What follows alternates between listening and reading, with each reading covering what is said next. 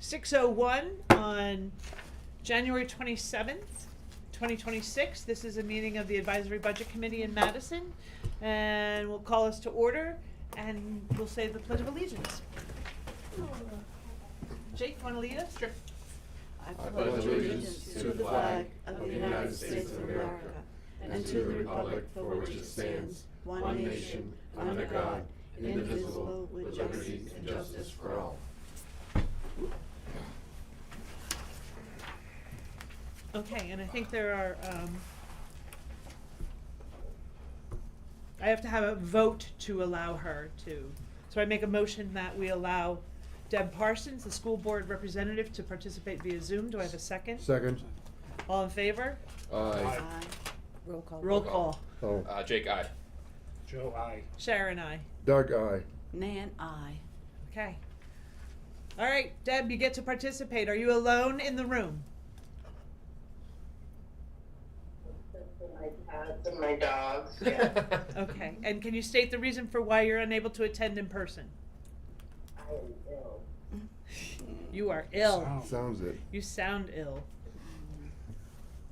Okay, and then so if you want to speak up, please, just like you're attending in person, just let us know. Speak up so I can or wave your hands, because I'll see you on the big screen to if we're all talking at one time, and let us know that you'd like to say something, and I'm more than happy to let you do that, just as if you were here. All right. Okay. First order of business is approval of the January 13th meeting minutes.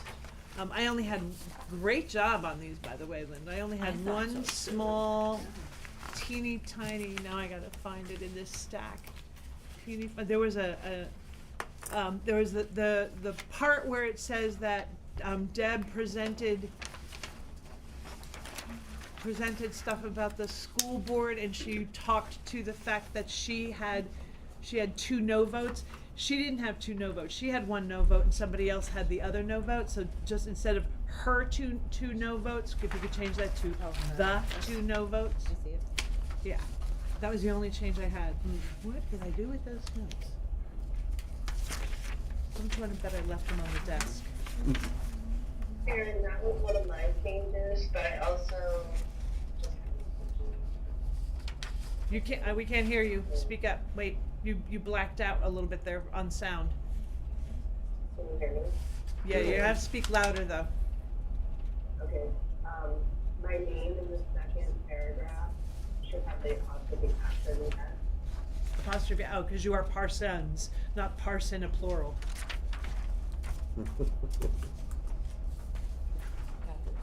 I read right through that. Oh, the second paragraph. Yep. I was looking at the first one. Okay. Anything else? Anyone? So there's no S on Parson. It's Parsons. It is Parson. It's Parsons, but no Yeah, apostrophe. but this S. this It's one just here, so that one's right. This one is Oh, the second the one. second one. Second one. I did the same thing. I looked at the first one and was like, I see. All right. That being said, if there are no further discussion about the minutes, I'll entertain a motion to approve them. so moved? Second. Second. All in favor by roll call. Deb, we'll let you go first. I have to abstain since I wasn't there. No, actually, you don't have to abstain, even if you weren't here. You are free to read the meeting minutes, and you can vote to approve them. You're not really voting to approve. You're not really voting to approve the absolute content of it, but you're voting to approve the fact that grammatically they're correct, they accurately represent discussions, those kinds of things. So you can still vote. Okay. I read them, so I'll say aye. Okay. Wait. Oh, you have a question? I found another one just like Deb's on the next paragraph. It says Nordlands, and the S should be after, the apostrophe should be after the S and She's Nordland. She's not a plural. but that would be Nordland is, with apostrophe there. Yeah, she reiterated Nordland is concerned that while administrative. No, Oh, Nordland is. All right. Well then I don't think there's any apostrophe. I don't know. Deb, you're the English teacher, right? No. I do math, she says. Math. Well, you guys tell me. I'm not an English major. I always get confused. good between to be. apostrophes. Nordland's concerns? It's a, yeah. Should be S apostrophe. Okay, No. That says just don't think there's Nordland supposed to be any is apostrophe. concerns. It should have the apostrophe. it should, after. Right. Yes. Right.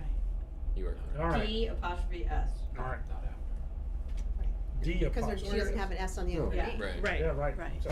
okay, so Defer that's to correct. Linda. Whatever. Okay, let's go back to motion to accept the minutes as minorly amended. Jake, or Yeah. Deb, you're a yes or no?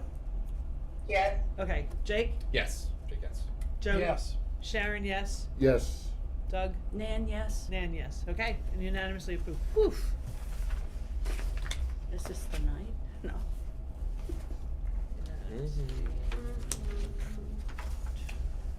Okay, public comment. We have with us tonight Dr. Michael Wayland from the SAU 13 and Sarah Grolow, Rolo. Yep. Grolu, who is the head of the Freedom School Board, Freedom School District School Board, who would like to just talk tonight. Great, thank you. Please, oh, you have to stand up, state your name and. Stand up, Sarah Yep. Grollo. Do I have to stay standing or what's the deal? You can. No, you can sit as Okay. long as that microphone can hear you. Great, Yeah. Just How are we hold doing? it. Closer, Yeah. there you go. great. I either need taller or closer, perfect.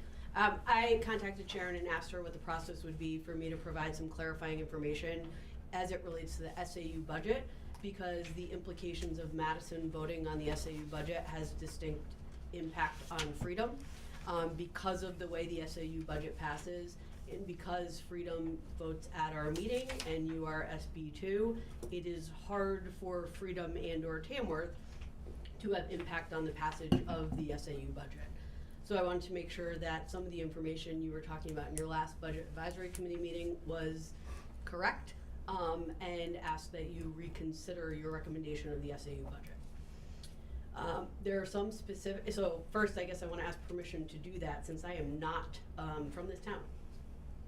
There's nothing that prevents, No, you're you making can a speak, presentation yeah, the way yeah. anybody else. would. Perfect, and I've asked Dr. Whalen to be here and provide some of the data that was discussed to make sure you have accurate information based on current data, because some of what I watched on the recording was pulling up old data, and we actually have some of the information you were looking for. So I don't know if you wanna pass that out. Good evening, committee members. Thanks for allowing us to come in and take your time during your meeting. I think this is the first time I've been at a ABC meeting, and hopefully not the last. I would say I like this Thank presentation. you. Okay, all right. I kinda like it. All right.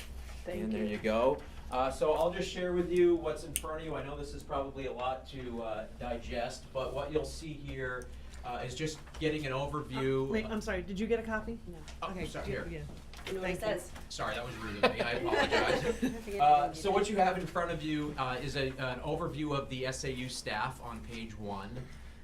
It shows the number of staff that we have in the SAU office, and that also includes our preschool and preschool teacher and preschool paraprofessionals. So is that 12 individuals? That's 8.5 that are in the SAU office, and then you have 3 additional that are part of the preschool program as it currently stands.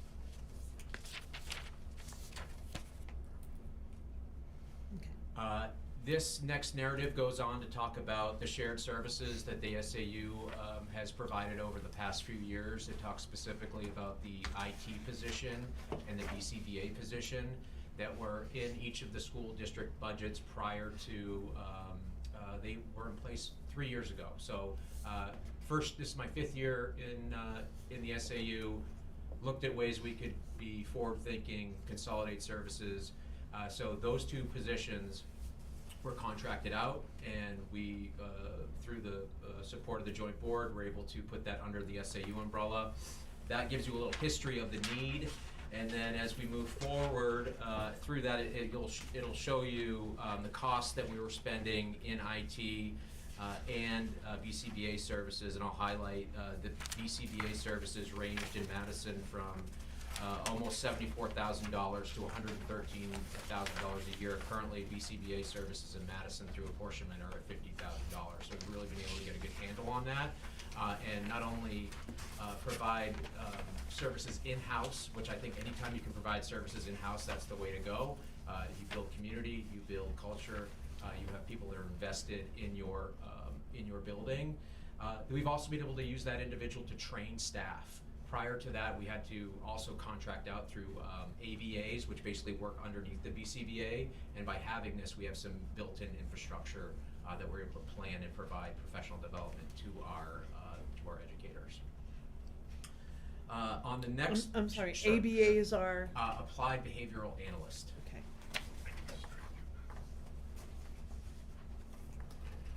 And so we wanted Mike to prepare this data specifically to talk about ways that we're working cooperatively between the three towns at the SAU level to try and reduce specifically some of these service costs. And we're already starting to see some of that savings, specifically in the BCABA.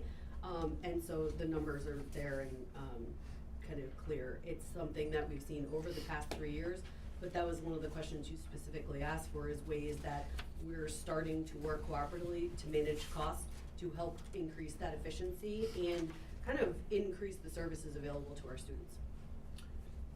So, yeah, throughout there, and if you have any questions, I realize this is a lot to digest, and I'm trying to just give you the 30,000-foot view right now, but by all means, Sharon, I've given you my personal cell phone. If you'd like to share that with any of the board committee members, I'm very happy to do that. I want you guys to have access and have the right information and the accurate information. I think that's really important. On the next section, you'll see the grant revenue that comes in through our lead accountant, and she provides assistance to the building administration specific in Title I grants. She also is the one that gets it across the finish line. So if a grant's being hung up, we don't have the right metrics, or we're not meeting that grant, we have a great team that's able to get those things, work with our building principal who does a great job writing those grants as well, but we're able to work in conjunction to make sure that we're not leaving any money on the table. So that shows you a breakdown there. The next page shows you special ed aid, and that is something that is solely done by our lead accountant. So she goes after that money that is through the federal money is our special ed aid and federal state aid, and she's able to go and get those funds so that we're allocated and reimbursed for any of those special ed costs that hit over cap. So that's how you get special ed money. Once you hit X, you're reimbursed on a percentage, and then when you hit that next tier, you're reimbursed at an additional percentage. So this is some of the money that our lead accountant has been able to secure to reduce costs at Madison, and that's not a given grant. You got to go and you got to get that money. You got to work. These are the Madison specific numbers? Yeah. So some of this is an SAU overview, but I also wanted to just talk about a little bit about how so sorry I'm leaving Freedom hanging. No, Sarah, no, that's apologize. fine. I wanted to make sure they understood those numbers were These Madison specific, are- Yeah. because where it's informing my concerns are that the SAU office is working specifically on behalf of those three districts, but the savings sometimes show up in the SAU budget, sometimes show up at the district level. This is an instance where some of the work they've done to essentially modernize the process at the SAU really are showing up in the Madison numbers. Next section, we'll talk a little bit about planning for the future. I would be remiss if I didn't mention that part of our transportation, moving forward with transportation, is trying to get alignment with all our three districts. And right now, moving forward, we have Madison that will be on first student, Tamworth's on first student. That contract saved over $100,000. So we're really looking for efficiencies in how we can have reduced runs to the middle high school, how we can have more bulk stops so we can cut down on busing. Freedom still has their own transportation, but We're working on it. Put you on the spot. Yeah, it's fine. So planning for the future, we're working on a strategic plan. Madison has, I've heard loud and clear that vision is really important, especially when we're facing a lot of obstacles in the state, declining enrollment, increased medical costs, and what does the future look like? So I have a meeting actually tomorrow with a facilitator to estimate costs, what this process is going to look like, and ensure that we have really good representation from across our Madison stakeholders, not just what the school wants, not just what one group wants, everyone. What is the vision and future of the school look like? So I'm really excited to present on the findings for that, and as this process gets rolling, it's going to be a very comprehensive process and not going to be something that's done in a weekend. It's going to be a months-long process. And Do you have an estimate for, like, you're giving it 6 months or I would the rest of the school probably year? thinking, I'm thinking 6 months, Sharon. I think that's probably what we're looking at. I'm going to have more information. I have a 1 o'clock meeting tomorrow that I'll have some additional information to share about that meeting. Ongoing negotiations, that's another hurdle we're looking at, and trying to get the best deal for the best price without compromising our educational goals for our students. So that's an ongoing process to make sure that each of our towns are fairly Middle school and high represented. school. Yeah, exactly. And looking at shared services, that's another goal for future planning. How are we able to use all our buildings effectively together? We've been looking at MOUs with rec departments across each of our districts. Recently, Madison, I was able to attend a selectmen's meeting and share the vision for being able to share that space. It's community space. How can we work together? How can we share this space so it's most effective?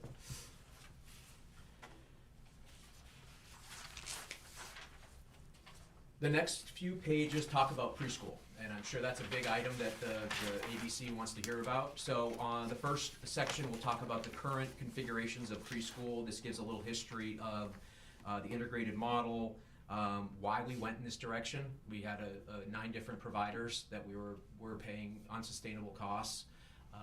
We had kids coming into kindergarten with different experiences, and really trying to find ways that we can get our kids exposed to our school environments, reducing costs, and really we're really in danger, I think, of not being compliant with some special ed issues, and we need to make sure we're doing a really good job on that. That's really important. So having that program now in its second year, I'm very proud that it's still working fantastic.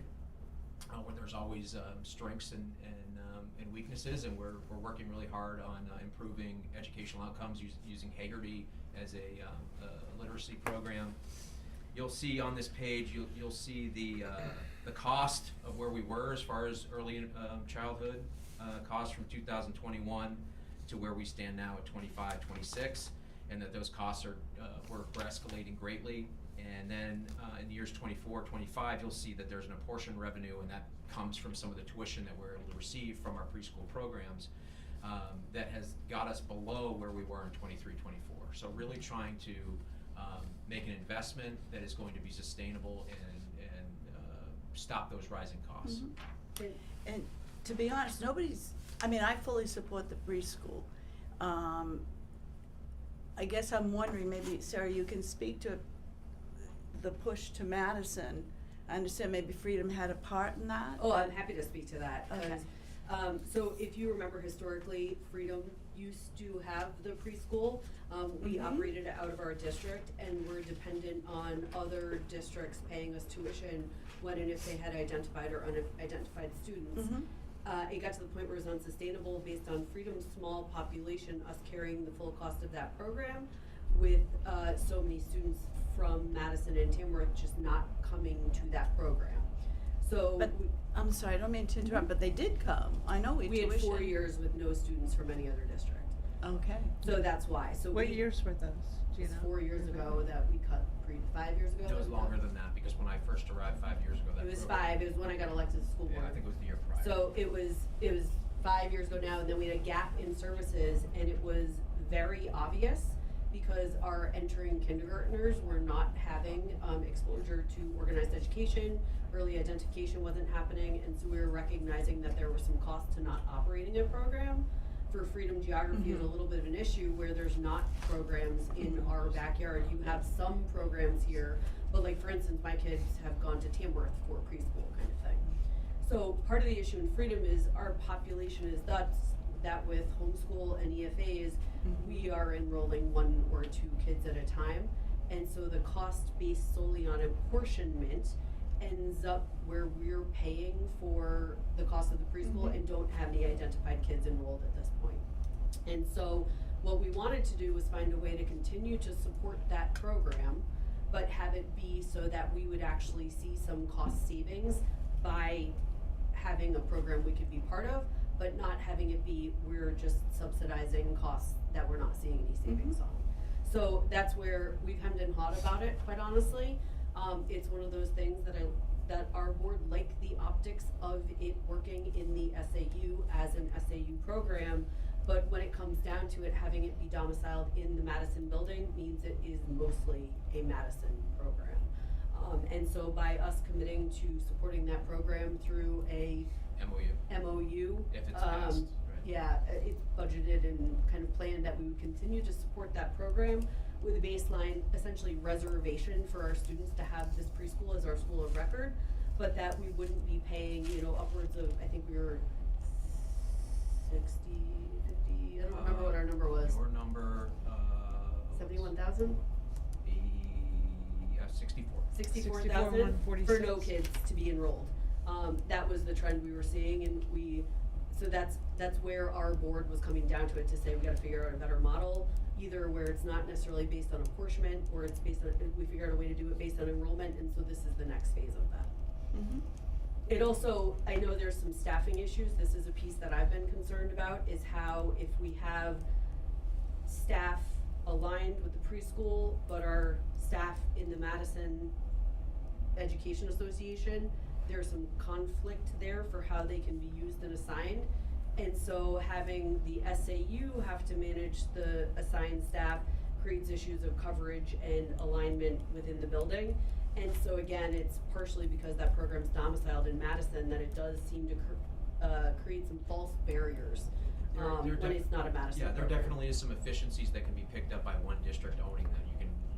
We cannot move any of those SAU paras anywhere else in that building. They have to work exclusively to that program. So having one district do that, you can really dial in and get what you need for that individual and use them somewhere else. So And there's vice versa. Correct. And- So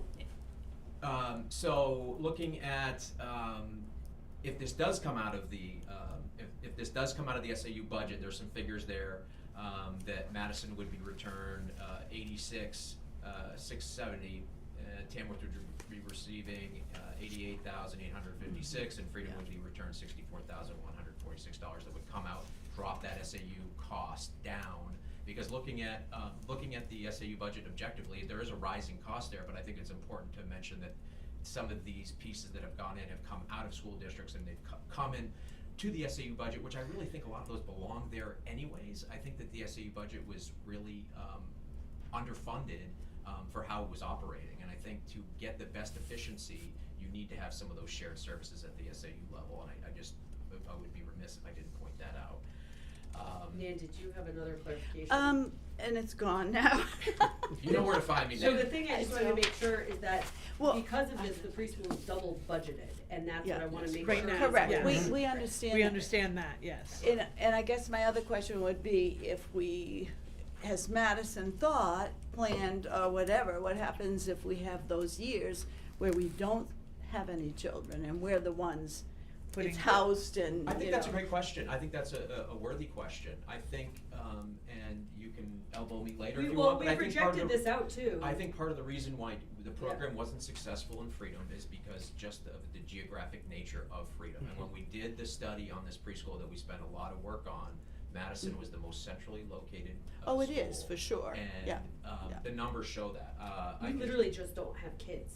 Well, Like, that's and- our You issue. got 34 But- kids this year in Freedom? We're 50 projected to be something. 38 next enrollment year, depending on kindergarten again. And so we can't carry the responsibility of that program because we have, Oh, I get we have that, gap yeah, years. yeah. And, there's other headwinds. We have a lot of people choosing EFAs or homeschool instead of enrollment. But it's one of the things where we wanna make sure we have an option for kids to be identified and into a program that is really intended to be here, where we can share some of those costs of intervention, which is why we're looking at building into our budget that MOU where we'll be reserving, like, we're basically paying revenue to Madison to make sure they can be our school of record, whether or not we have a student enrolled. And that's good for Freedom, I'm just thinking Madison-wise, Right. we have to also, because our census is going down as well. But if it's in your school, Mhm. you'll also have the ability to pivot based on grade level. Correct. Within your staff. It is different when it's early childhood ed, we recognize that. But Yeah. when we did this work at the SAU level to say, okay, which towns are seeing continued enrollment at the preschool level? And Madison's is actually holding stronger than Tamworth or Freedom at this juncture, Yeah. which is part of the decision to put it here. Mhm. Yeah, Madison has had 8 students last year. They have 8 this year. I expect those numbers, there's a COVID bubble coming up, with students that Next we're year. seeing in projections. And the important thing I think to mention is that regardless if we have a preschool program or not, and what was the impetus to have this program is that it's our responsibility to educate those students that are pre-K that Oh, are I agree identified. with that. So I'm not- we're going yeah. to have to be at the mercy of another institution Mm-hmm. or wherever else we go, and it's going to be spread across a large geographic area. So that's the Mm-hmm. other piece, and by having it in Madison now becomes, for all those students that tuition in, Madison receives revenue. It Yeah. doesn't Yeah. now go back, like I mentioned before, through the apportionment. Madison now receives the revenue for those great services. And then this gets into a little bit about the proposed MOU language, just really 30,000-foot view. And the last paragraph just shows a little bit about Madison Elementary achievement. I think that there's been a lot of conversation about achievement, where we're going. Can we go back just a Certainly, second? yeah, sure, go Sorry. ahead. We're just Didn't paying realize you- attention to us Yeah, railroading sure. your meeting. Yeah, I'm No, trying to no, ask no, you. no, No, no, no, no, take this over. and I understand you're being very respectful of time and stuff, so, what projections have been done with regard to preschool from other towns? We know, obviously, that the student population in Madison is decreasing. I'm presuming you just mentioned that it will for Freedom. What preschool projections have been done, and do we see that same trend in the preschool? We have so our program is for 3 and 4 year olds. So we already have kind of a locked in, what are our 3-year-old class look like? We're going through Child Find in the fall and spring, so we'll have some updated numbers. But I'm happy I don't have that information with me tonight, Sharon, but we do have those metrics, and I can get you the most updated. Some of the other things we did though is we reached out to, the libraries and things like that and to our boards to help identify students they know of that age in town to try and build an informal census. The concern is that in Freedom we're very close to 0, whereas Madison is still holding strong with double-digit numbers of projected 2 and 3-year-olds that people sort of have relationship with, know are in the system, are younger siblings of existing students. And so it is hard to know that preschool enrollment data, especially in light of homeschool and other options and things like that. But that is, we're trying to build it out based on other avenues for meeting and introducing those kids. Have you reached out to Memorial Hospital to find out the number of births from? We do have some of that. Yeah, birth certificates, Yeah. birth statistics. You're not asking for. Well, and that's why we know Tongue that, twister. it's why we know the COVID, like my kid and the year after my kid, so he's 4 now, and then the 3-year-olds. There is like a larger class happening right now. The year after that, there's a slight drop off by about 20% based on birth data, but then there was weird post-COVID births where people didn't enroll, so. Yeah, Okay. it is a hard target to pay attention to. And what kind of outreach, advertising, that kind of stuff to let people know the resources and the type of education that a preschool child could get, which would give them, I don't want to say a leg up, but it would Sure. just prepare them better Yeah. for entering the kindergarten through 12th. Great question. So we do some open houses. We put out information. We do a preschool night. I think we do like pizza in preschool, I think is what we've called it. Or I subscribe to the old adage: if you feed them, they will come. So Yes, for sure. that sometimes works. And if you call it preschool, they will come. Yes, right. So we do some of those, staple events.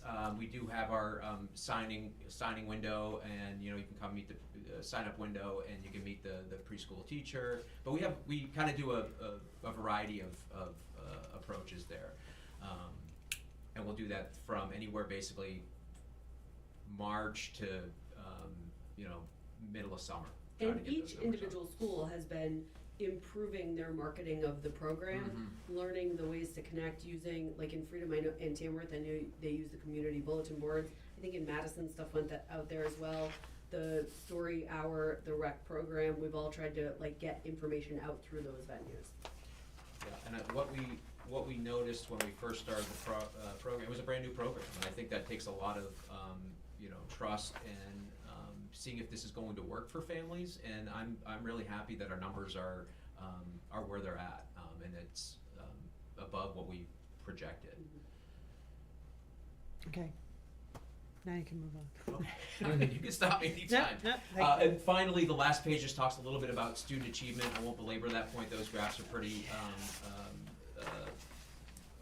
reader friendly. I'll just point out student achievement.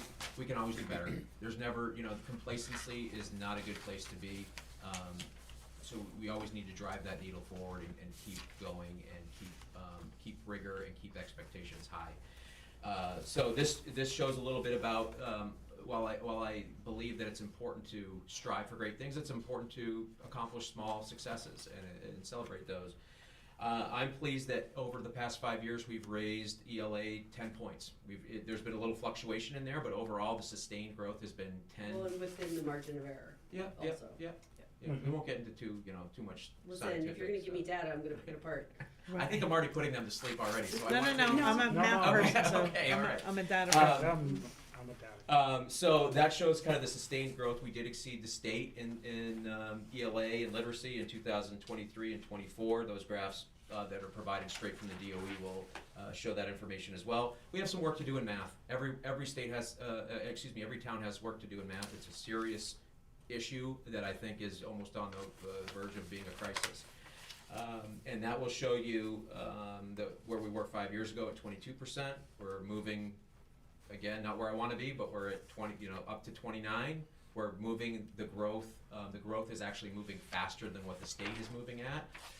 But we have a lot of work to do, and that's a focus area for us. But I wanted to make sure that there was accurate information, that you had the full scope of where we are, the good, the bad, the ugly, and Well, I also wanna call out that that's one of the things you worked with the building principals on, to sort of bring them up to speed, to make sure they're focused on that, either hiring in consultants to help with, further training for a teacher, look at the systems we have in place.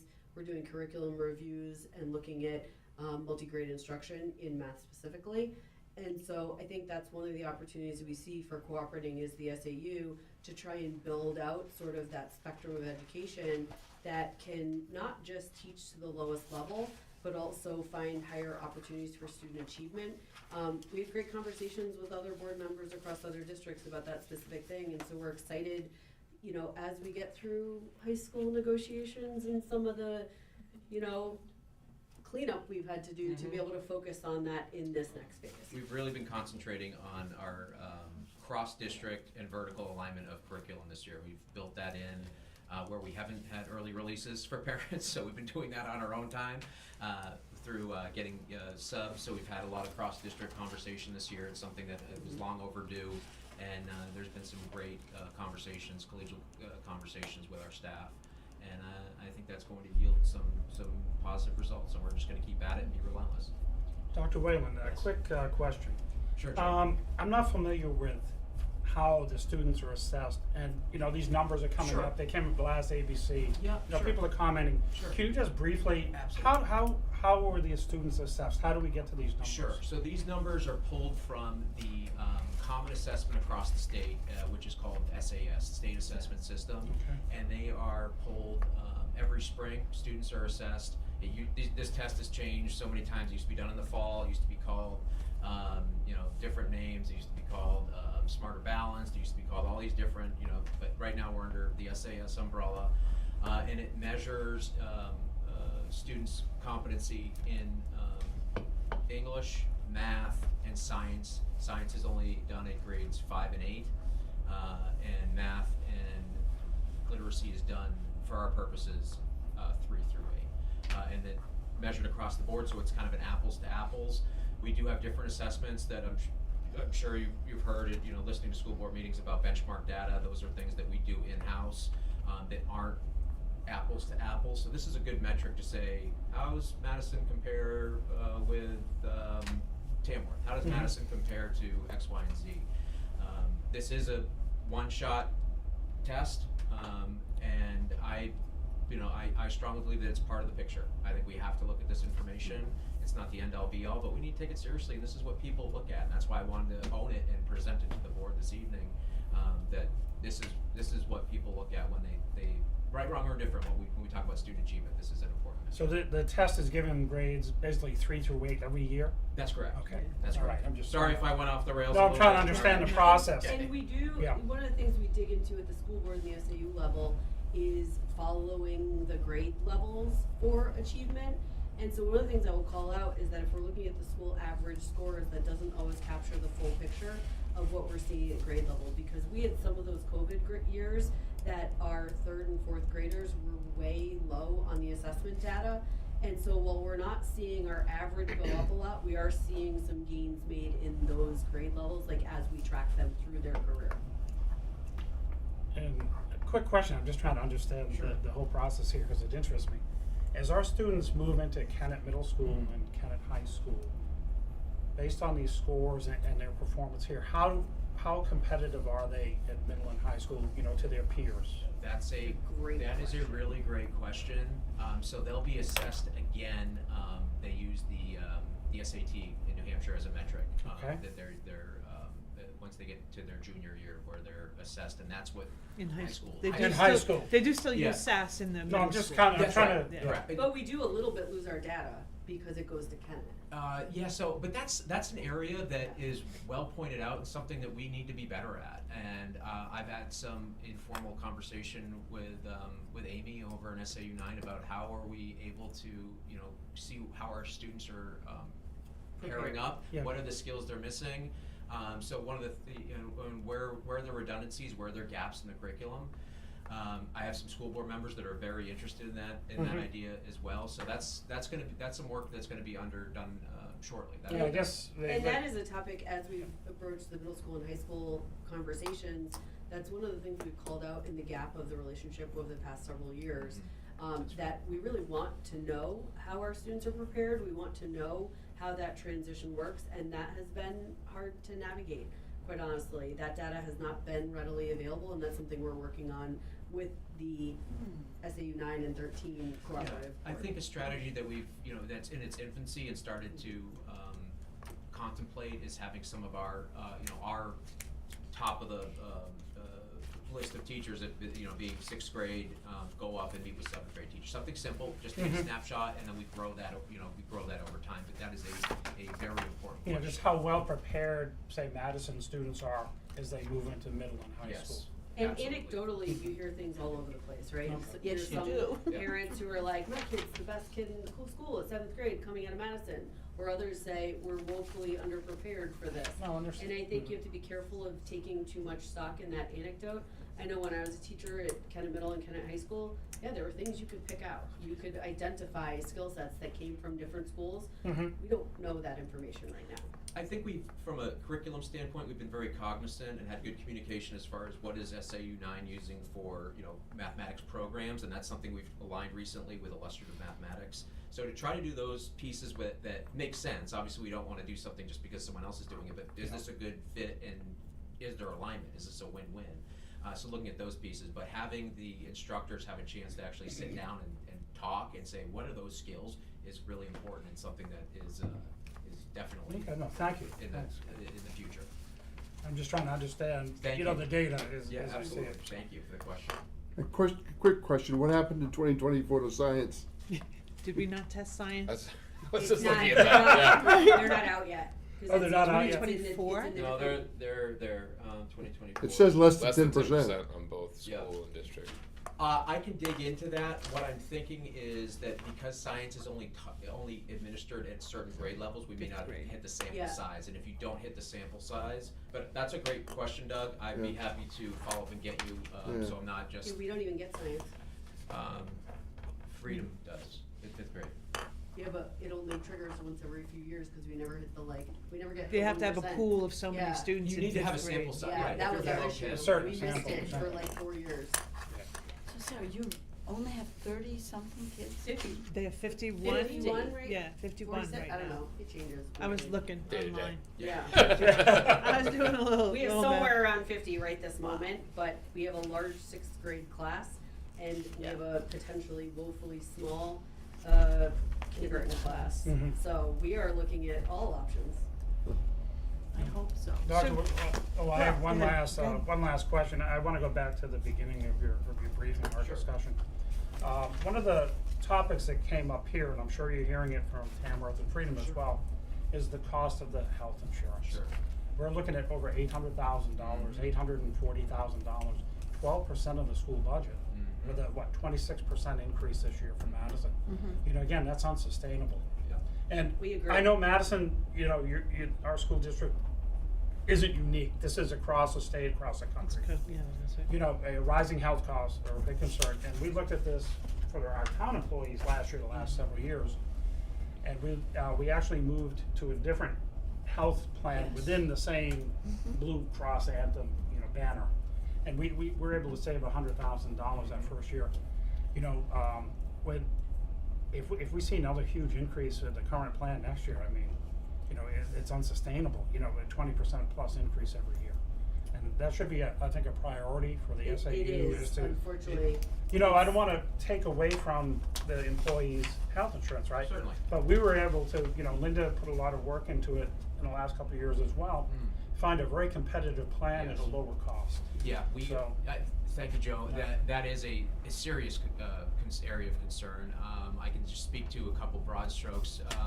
The SAU staff has moved themselves, because we're not on a CBA, so we've moved down within school care to Orange. I strongly feel that I don't want to ask someone to do something that I'm not willing to do myself. So that's one piece that we're trying to accomplish, not only from a modeling standpoint, but also just fiscal responsibility. Navigating CBAs is a challenge, and it takes both parties being willing to Oh, I do that. understand. I have to say Heather Sherwood is relentless when it comes to tracking down the best possible rates, and she is constantly doing that. We're kind of being delayed due to our medical loss ratios and what people are releasing, and that, you know, they want this, they want that, they want an updated version. So Heather has done a ton of work on that. I don't want to steal any of her thunder. understand. No, she has. She's yes, worked she very really, hard. really has. I And told her if she wants to make real money, she Right. can go work in health yeah. insurance. So And to be honest with you, though, this problem was here long before Heather. oh Yep. sure, And sure. it was brought to, Sure. It's in the the board's Northeast, attention rising medical long costs before. are hard in general. And so I will say that we also have the issue where school plans are counter a year for enrollment. And so part of the challenge is we have to wait for January numbers, then we have to wait for our plan year, and our budget cycle falls right between the middle of that.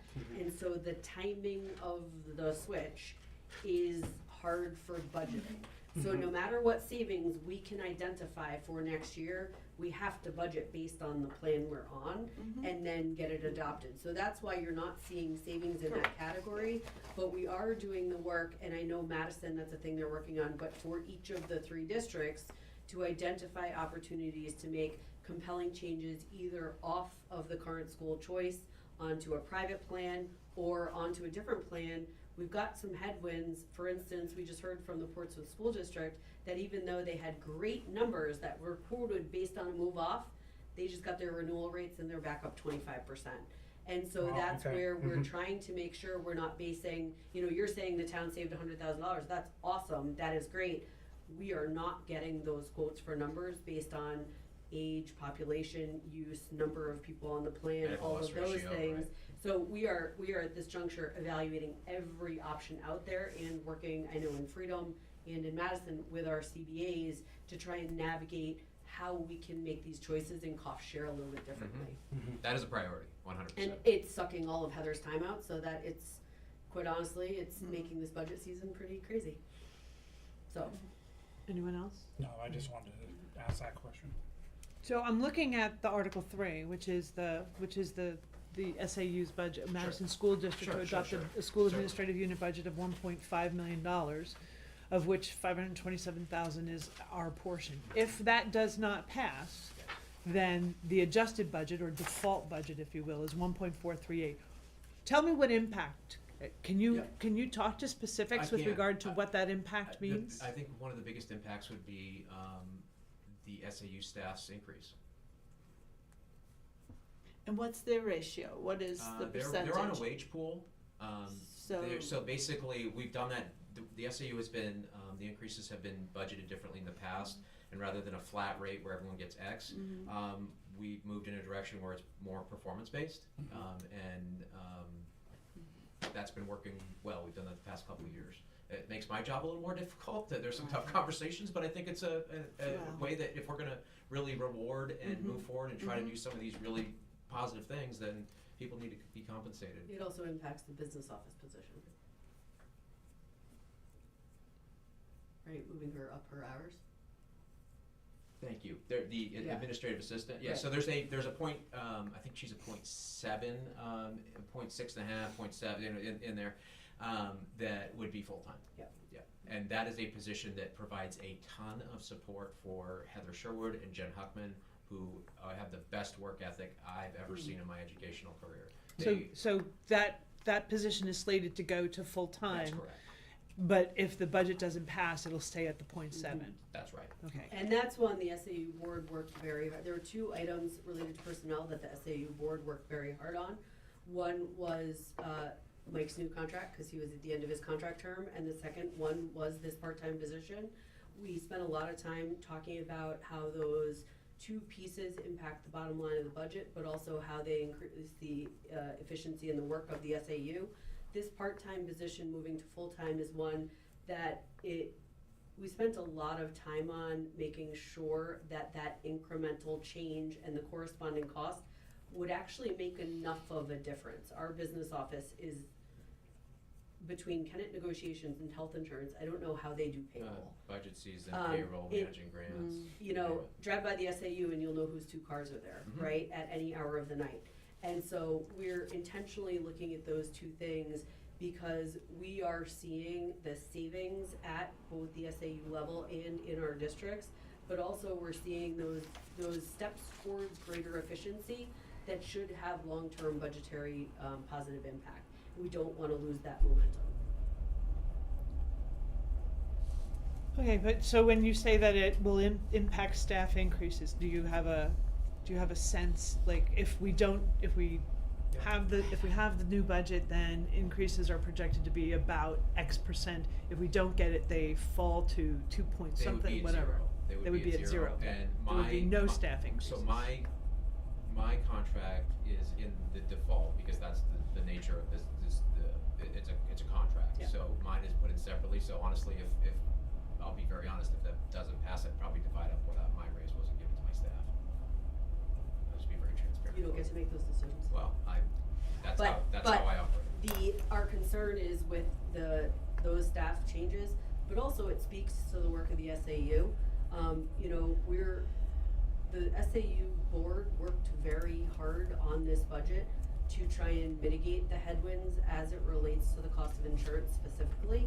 And so it's a little bit of a process and a support thing that I wanted to be here today to make sure you knew the work we were doing to try and manage these things, because we are all on the same page. All of the concerns you raised are things that I think our SAU boards and staff are fully in alignment with.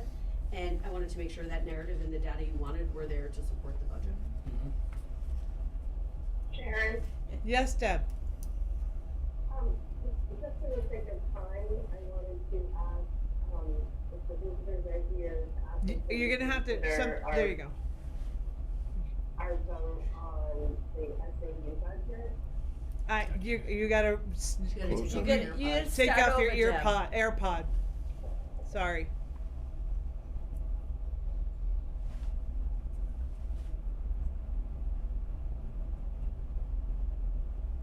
Can you hear me now? Yeah, so Perfectly. it's a lot better, thank you. Much better. Okay. I'm just asking if the visitors are here to ask us to reconsider, it's not my vote because I vote with the school board, but the vote on the SAU budget. They are, Yes. yes.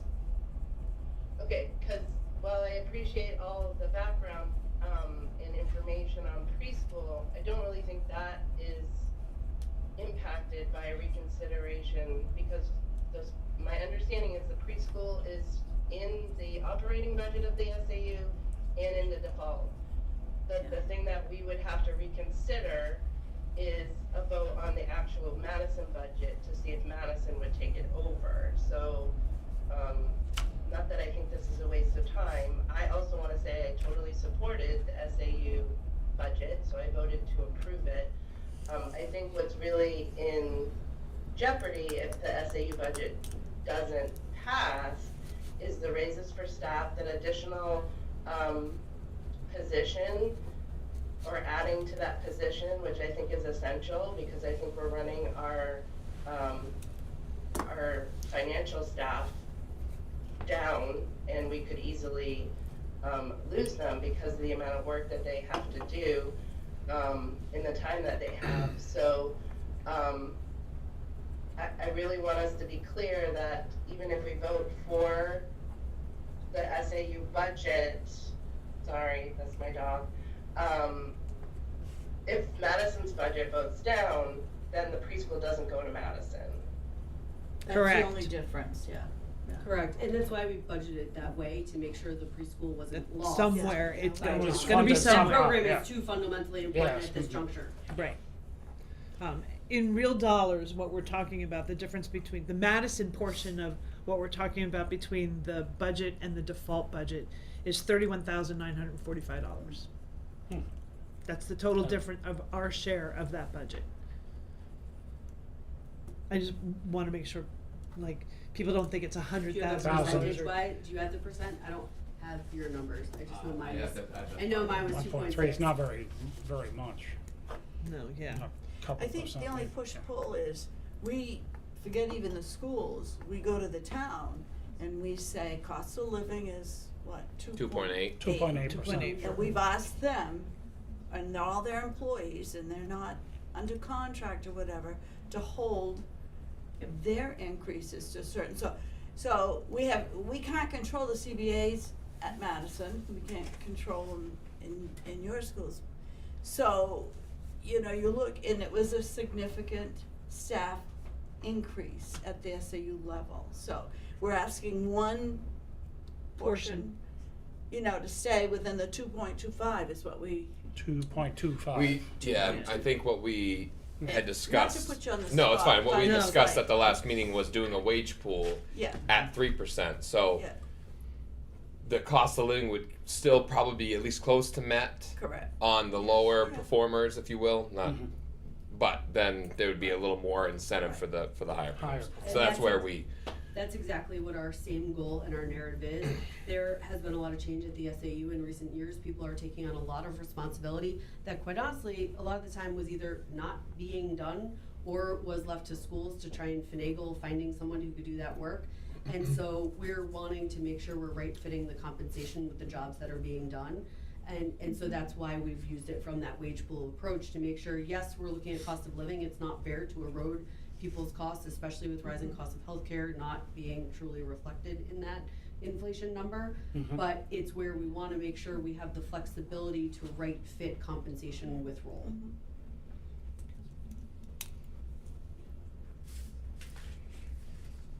Okay, any other questions? No. No? Well, thank you. Thank Thank you. you for having us. Thank you. No, Appreciate that was it. good. And next budget cycle, I'd love to get back, maybe earlier in the process, so I'm And not. I'm not coming. But no, I'd love, I have too many I'd love to meetings. sit down and have This some is time to Absolutely. do that, that'd be great. Yeah. Yeah, That's something that absolutely. I haven't, as I said, I'm kind of embarrassed. This is the first time I've been here before the ABC and think that's really important, so I really appreciate it. Well, thank you for tolerating my question. Absolutely, no problem. No, we By appreciate it. learning, I by mean, learning curve here. I am going to ask the board, with all due consideration in discussing what they've said. I mean, I'd like you to know whether or not, I don't know if anyone's interested in reevaluating our vote, taking a look at it again. Do you want to discuss it? Is it open? I want to hear from the board. I think we should, let's take another look. Just make sure we're making a right decision, well-informed well-informed decision. decision. Yeah. Yeah, that's what. The that's what- information you guys asking. brought is. No, I just- Appreciate the open-mindedness. Yes. Okay. What I'm No, gonna. just make sure we have all, thank you for the facts and Yeah. information on, especially the preschools and things like that. It's Would hard you- to think. I'm sorry. Go ahead. Dr. Whalen, have Heather send me the most up-to-date, whatever, the finalized budget, so that we can make sure that we're doing that. Certainly. We're running out of time Mhm. because the school deliberative session is next Monday. Next Monday. Yeah. So we would need to take a look at this. I don't even know when we could. We And, have, and I don't know if the book has already gone to print. I'm not sure. That indicates our I believe vote. it has. I believe it has gone. got them today. We did get Yeah, them? but if my understanding is right, can't we vote, because something could change as a deliberative. Yes. Yeah. And we would Correct. have to Correct. re-vote, Right. so Right. couldn't we vote at the deliberative on a That's happening. recommendation? Oh yeah, Yeah. absolutely, absolutely. I just didn't know if we wanted to have a recommendation beforehand, if we had the opportunity to do that, if we were concerned and wanted to make sure that going into the school deliberative session, the booklet, because we can always hand them a piece of paper that says, here's the revision to page whatever. If there was a desire to want to change that vote tonight, but I personally want to take a look at it again and see. No, I think we should take a look at it. I'm not saying we vote on it tonight. But Let's what see we- the new numbers. And, Okay. Yeah. But take a look at it and revisit our Mhm. information. Yes. Okay, Sure. there you go. No, Thank you very much. Sorry we were a bit No, long. that was good. No, All right. no. We tried to It's talk so important. fast. Thank you very much for Thank your you. time. Thank you. Have a good Thank night. you. All right, as good well. night. It was See you nice guys. meeting you, Sarah. Thank you, you too. Take care. Be careful out in that parking lot. Yeah, it's dark. icy and it's dark. Yeah. Next year, we may be a BC and not an ABC. We what? We may be a BC and not an ABC. That's a whole different subject. I know. Okay. All right. That was public comment. Man, it's okay. Timeline review, real quick. Obviously, we just mentioned it. Then that we have the deliberative session on Monday. on Monday the what is it, Second? the second. Yeah. I have this stuff in my calendar. So Monday the 2nd is the deliberative session. We have a meeting on the 5th after that deliberative session. We originally, it was on the 4th, but now it's on, there was a conflict, and so we moved it. Last meeting, we moved it to the 5th. And then, What time is the session on the second? on the 2nd, it's 7 p.m. Here, there, 7 Not yet. And that's at the school. It's at the In school. Yeah, it's in the gym. auditorium, in the gym. Right. Yeah. And then we have our meeting on the 5th. Here. Yeah. Yeah, and then the town's public budget hearing is on the 10th. We will obviously cast our votes then because you'll be sitting on the On the other other side. side, of it, yeah. Yeah. Right. And then The our, dock side. our report is due to Linda, the report is due to Linda to include in the annual report on the 13th. And generally, what I've tried to do, I've only had to do this is to be the second time. First one last year was write the bulk of the report and then wait on obviously on our votes for how we voted to, and if we have to explain any of those votes about what we did. And so I had sent to you, okay. We can address this now under the timeline review instead of waiting for administrative. I had sent to all of you what last year's input was, those recommendations and conclusions. That comes at the very end of the report after it line items what our votes were. And so really all it was just to give you a flavor of how general or how specific that report gets. You don't want to get too long, nobody's gonna read it. But I do want to make sure that if there are specific items or specific areas that you want to see addressed in that report, that I'm able to capture that and include them in the report. Because last year it was just me thinking about what did we do, what did we accomplish, what did we think about this year. This year I want to make sure that if you guys have input of things you want to see in that report, that I'm able then to gather that input and include it. Off the top of your head, is there anything specific that you want to see included?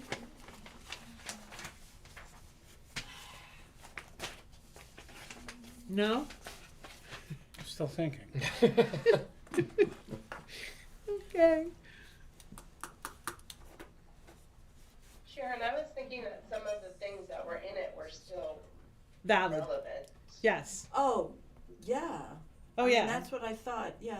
Oh, no, that I'm is thinking not my especially the road. proposed. Oh, okay. That's not my proposed. I'm That was looking at last it. That was year. last year's Yeah. write-up. And some of that stuff has not gone away. Some of that stuff is still a Correct. concern. And so I can, address some of those things that are still relevant as we mentioned this last year, we continue to be Yeah. concerned about it, we continue to look at it, we continue to see it, Obviously, rising healthcare that, costs. that was one that Yeah, came to mind. last- Was That's gonna come up every right, year now. right. Oh, yeah, I'm that's- sure. Until We're never healthcare gonna costs solve are that going problem, down. no. Yeah. Right, so, Well, and I think budgeting for, like, it was, the grader was the big thing last year, but don't we also have the truck that is this year? yes. That The grant there and was the, and some the new truck. timeline that we Yeah. had to beat to get the grant, and it just seemed like some things come fast and are not part of the budgetary process because of how things transpire. So our emphasis on let's follow procedure, let's look at procedure and Yes. follow Yeah. procedures Yeah. as best as we can, recognizing there will always be emergencies. And in an emergency, there are other contingencies that come into play, but where possible, following those purchase policies. And I do believe the CIP, I think they'll get it to you this week. By Thursday, I think is you'll have the information to give to the select board, is the updated purchase policy along with the, With all the adjustments and the yeah, amendments with and all things. the, Yep. all that stuff, that package, Mhm. with the actual, what the spreadsheet Purchase looks like, and and the purchase policy and all that kind of stuff, and then an overview of the CIP committee's recommendations for moving forward. Mhm. That we know and I believe that we've requested, Tia has requested time on the selectmen's agenda for the 3rd. And so she needs to get this stuff to Linda by Thursday so it can be included Yep. in your books. So, well, there you go. There's my CIP update. We can bypass that later. That's good. Sharon, Yeah. can I Say again? ask you a question? Yeah. Just because my brain is not working very well.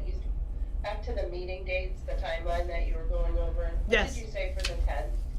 The 10th is the town public hearing on the budget 7 p.m. at 7 p.m. At the school. School, in the school Auditorium gym. auditorium gym. At No. 7? 7, yes. That's the big one. Is that at 7? Yeah, 7 yeah, it's at p.m. 7 It p.m. says 7 p.m. Make sure everybody can get there. Right. And do we have a time for a candidates night? We We do. do, We do. It's in my notes. I know it's March 5th, and we were gonna do it right after the meeting. No, They they switched switched it. Right, so it was gonna be Tuesday the Tuesday, 3rd, but now then it's with- March 5th, which is a day. Thursday. Thank you. Right. Yeah. Thursday, March 5th. Okay, because I had the 3rd. It was originally the 3rd. They were gonna hold a selectmen's meeting, and then right after the selectmen's meeting, we were gonna do a candidates night, but The gym was busy. the gym needs to be used, and so we had to move the candidates night to Thursday the 5th. Okay. Thank you. And should- that's still at 6? I don't know. Say again? I think it was. I thought it was. I don't quote me, but I want to say it was 7. I want to say it got later. I don't remember. I think, But I can't- I think I- it's 7. Yeah, I don't want to. That's not a positive, but that's what. We'll meet again before then, so. Oh, yeah. So many times. We have a dates. February 12th meeting, don't we? And we have the 5th. Uh-uh. No. Oh, no, I have a CIP meeting on the 12th, That's sorry. The 13th. That's Is the, when the there's ready to report report. Yeah. So the last meeting we have is is the town meeting on yeah, the 10th. right. 10th. Yeah. If we need to hold another meeting after the 10th, I'm sure that night we can make a motion, and we'll have, Linda will obviously have to check the schedule and check to see Schedule. availability and everything else, but, Thank you. yeah,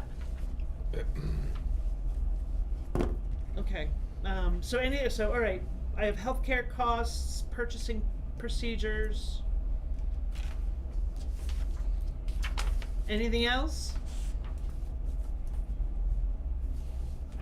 Yes, no, maybe? I like the idea in the write-up of the reviews of personnel. Right. The annual reviews. Is there a structure now put in place? Yes. Yeah, we're holding. We did this year, and it appears like it's going to continue. We'll do reviews prior to. We tried to get it done before December. but that didn't work. But as long as we get them done before, realistically before March, when if the budget passes with those numbers, then what our plan is this year is if the budget passes with the numbers, we'll then do the wage pool and the employee review. Kind of the department heads will come in and tell us where they want to put the money, and then we can discuss that and move forward. But we have a set number that you can't go over anyways, so each department head has whatever the 3% of their, right, 3% of their. So yeah, we'll review all that after the budget. There's definitely a timeline of when to do the reviews and then when those. Yeah, so we do the reviews prior to, and then we do we do the department head reviews, the department heads do their reviews, and then after the budget passes, we go through the department heads reviews of their people to help allocate the money. Yeah. Okay. So I think if that's been put in place, then that might not need to be something we put in. Right. What I would like. I don't know what that was. It got stuck in there. What I would like to see is then follow on from that is now that the reviews are in place and a wage pool process is sort of in place. This is the first year doing it, so I'm sure it's going to need refining right, exactly. and messing with next year. But looking at the overall organization of the town, identifying all of the positions, assigning them sort of a number or a tracking. We did discuss that. Well, this is position 0101, and that's the town administrator, right? And 0101. So we did say after obviously budget season we're gonna get and try to formulate that starting, ending, and those numbers and create wage bands based on requirements. Yes. Yeah. So seeing that and help, and if you guys create a committee, if there's ABC, I'm sure we'll support that you want, or somebody from an ABC standpoint to sit on that, then I'm happy to volunteer one of them or have one of them volunteer. Yeah. But it is definitely a I don't want to say concern, but something that we really, the idea came up. It makes sense to have that. So we decided as a board that we would move forward after budget. But yeah, we want to. So that for next year when you're doing all of this and hiring and all that stuff, you have so have a good and then the person you're hiring can look at it and say, this is where this is where This is the lowest end, the highest end. You'll start somewhere depending on your experience, and here. And they're all always going to look for the highest end, but they don't always qualify. Right, but then they'll know. All right, if I'm doing this job, I have this amount of growth in my career, and then Right. Yeah, no, it does. It makes complete sense. It does. Debs has a question. You got a question, Deb?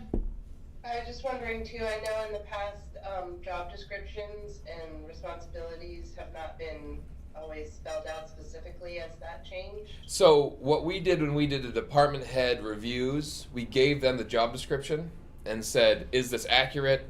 Is there things you don't do? Is there things you do that's not included? So we were hoping for feedback from the department heads on the existing ones so that we could make amendments to that so it more accurately represents the actual description of the job that they're doing day to day. Because I don't know, again, but I feel like those job descriptions have been in place for a long time, and the thing is, even yearly they should be evaluated because things change, So that was the thing we did when we did the reviews is that we handed them the job description and said, does this work? Is there more? Is there less? So we'll be evaluating those. I would emphasize that maybe that's something we want to put in is to really finish that work, because it also helps us compare to similar positions in other towns, so that when we're looking at what is, a reasonable wage for these responsibilities, we can more easily compare to other towns. And throughout the state. Yeah. So okay, so I have that. We want to finish the work for the requirements-based organization with positions and wage bands, position descriptions that are updated and accurately reflect the employee's current responsibilities.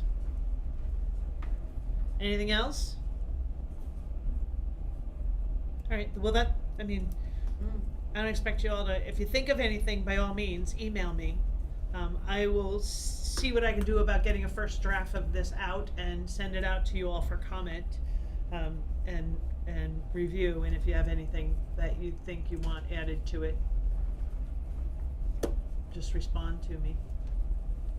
And I will have it for, when's our next meeting, did I say? The Our next 5th. meeting is the 5th, the 5th. The 5th, yeah. Yeah, I'll definitely have it for the 5th. so. 5th. Okay, February 5th. Okay, I say definitely, but you know. My plan is. My plan is to have it for the 5th. All right, moving on. Anything else about the timeline review? No. No? School board update, is there any additional update, Deb, other than, We haven't had another meeting. We're supposed to have a meeting this week, but it's based on open enrollment, so it doesn't have any, not that I know of, any budgetary implications. So I don't really have an update. okay. School board update, no meeting. Selectman Bowie, anything from you? Just like, I mean, we focused mostly last week on budget, so we'll go through that. Some adjustments we made, proposed adjustments to the fire department budget, which we gave back to Mike to see if he could find spots to. Does he have I don't want to say a deadline, but did anybody say like, hey, We knew- sooner is better? What's that? Get sooner is better. Yeah, well, to get yeah, because we information back? we did make it, Yeah. and I don't know if anyone spoke directly to him because he was at the meeting and then had to leave. Right. But we made it very clear to everybody that this coming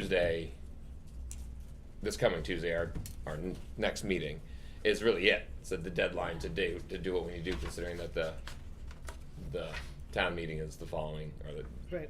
So our hope is that we have all those on Tuesday, and anything else that anyone could kind of come up with. This way. Go ahead, give one of these to Linda. Yeah. Okay, and we can talk about this a little bit later, but I just wanted to pass this out. I went back and looked at, because we keep talking about the fire department having excess at the end of the year. This goes back to 2020, what those actual numbers are. I took these from the end of year reports from each year, from the annual report. The fire department has averaged an ending balance of $53,000 each year, for a total of $320,496. The first year in 2020, where it shows that they had a negative balance of $3,200, that's because there was an end of year encumbrance for $74,000. Had they not done that end of year encumbrance, they would have ended the year with a $70,000 balance. So it seems to me that there is room. If every year for the last 5-6 years there is an excess of that magnitude, there is room for adjustment. Yeah. And in my estimation, I know the selectmen had talked about $15,000 and letting the fire chief figure that one out. I'm more in line with 20 to 25. I think that there's more room. Again, I don't want to hamstring him, because I do know that there are certain things he can't predict, and he has to Right. put numbers in there in case. But it looks to me that in case hasn't happened in 6 years. So if in case is not happening in 6 years, then I'm not saying take away that entire amount, I'm saying squeeze it. Reduce it. Squeeze it down. Yeah, so anyway, these are just numbers. We can talk about this a little bit more when we get to the proposed budget review piece after, well, that's next, after your update. Anything, do you have anything else? The T12 T2 T2? presentation. Sorry, T12. Oh, yeah. I wasn't able to go. I had another thing to go to, but I hear it went off well. They were awesome. It was very informative. It was great. I'm actually planning on watching it Yeah. because I wasn't able to be there, but I heard it was great, very informative. It was on the road improvements and that sort of thing. How to predict and how to manage, road maintenance. To try to road stay surface. ahead of the 8 ball instead of Right. behind the 8 And ball. not necessarily always just addressing your worst roads, but addressing some of the preventive maintenance that you're gonna do up front so that you don't get Yeah. to the worst. And roads. that's why I think that actually came at a pretty good time, where what we have in warrant articles for moving this year is for that sort of thing. So I think it helps people understand more why those roads were focused on for the warrant articles. Yeah. Or like the crack filling. The Right, Crack crack filling, filling, crack chip sealing, sealing, yeah. and the Chip top sealing. coating we have to do, those Yeah, sort of the things. preventive to maintenance stuff. So that we Right. don't end up with another East Madison Road on our hands. Or a town line. Town- yeah, yeah, That's wait. wrecked, yeah. I would encourage anybody who's watching online or watches this meeting afterwards, go to YouTube. The presentation that they did is up on YouTube. They were supposed, I gotta check with the DPW, they were supposed to send the slide deck to Dave Swift or Justin or somebody so that we would have it, but I haven't heard from them that they got that yet, so when they do, I will absolutely share it with you, because there are some good pieces of information for even me who does not necessarily understand road maintenance. I'm not a road maintenance person, but there was enough information that you could go, okay, I can see that, I understand that piece of it. So, yeah, and that, I think like 5 or 6 of the DPW guys showed up. Were they so good? Perfect. They were there, yeah, and it was well attended and it was really informative. Glad to hear that. Yeah, well worth the time. But I think for me that is. That's it. Yeah, I'm working off of a few hours sleep, so. Okay. Little snow pushing, you know. All right. The 2026 budget review. Let's go to. You been plowing all night? Yeah, my buddy had shoulder surgery, so I've been covering for him. We have to give kudos to the DPW. Oh, they. I They've been went up to the- banging it. I went up to the transfer station this morning, because they Yeah. went today, because it was a snow day yesterday. And John and Eric, the lot was clear, it was sanded. I mean, they did a beautiful job, Yeah, they- considering we got 16, 18 inches of snow in the area. Yeah, All no, right, they. so Okay, I'm gonna let's switch go. this. Yep. Let's do the warrant review Yep. first, Okay? because I think that might be a little bit easier and quicker to go through. There are 2 warrant articles that will come there's a lot of warrant articles that will come somewhere in here that all deal with planning, but none of those are monetary. Monetary. So the ABC won't have to vote on those. The ones that we will have to vote on are anything that has money, but they start with Article 3. These, Linda, the ones that are in our packet are just all of the current ones. They're not any of the planning ones, right? No, The no, zoning ones? zoning ones, no, they're not. They're gonna go up above any of this. Okay. It's officers, then zoning, those will be on the ballot. Oh, okay, And then this is so- stuff that will be talked about at town meeting. So will they be like 2A, 2B, 2C, 2D? It might renumber, Okay. I don't know, it depends.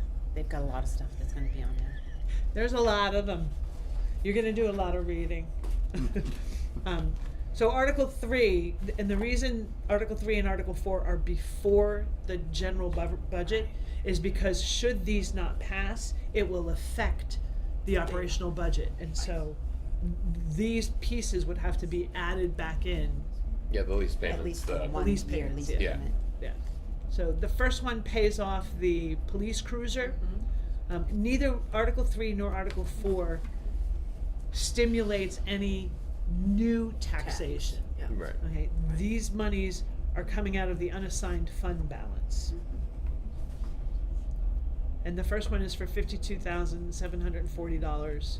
That pays off the police cruiser that was purchased in 2025.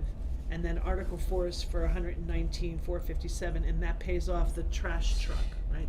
It's a roll-off truck? The roll-off truck, yeah. Yeah, could we change it from trash to roll off or something? No.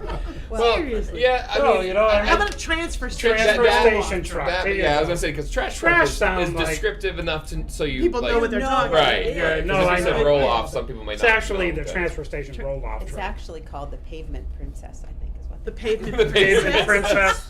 Never goes off road. That's Dave's baby. Yeah. He Transfer takes care of station that truck. roll-off. Oh, yeah. Trash truck sounds like it's like Garbage. Garbage. And Is it? I know. Oh. Also, I meant to add the amount that we'd save in interest in those notes lines. Okay. I'll add those Yeah. Okay. too. Right.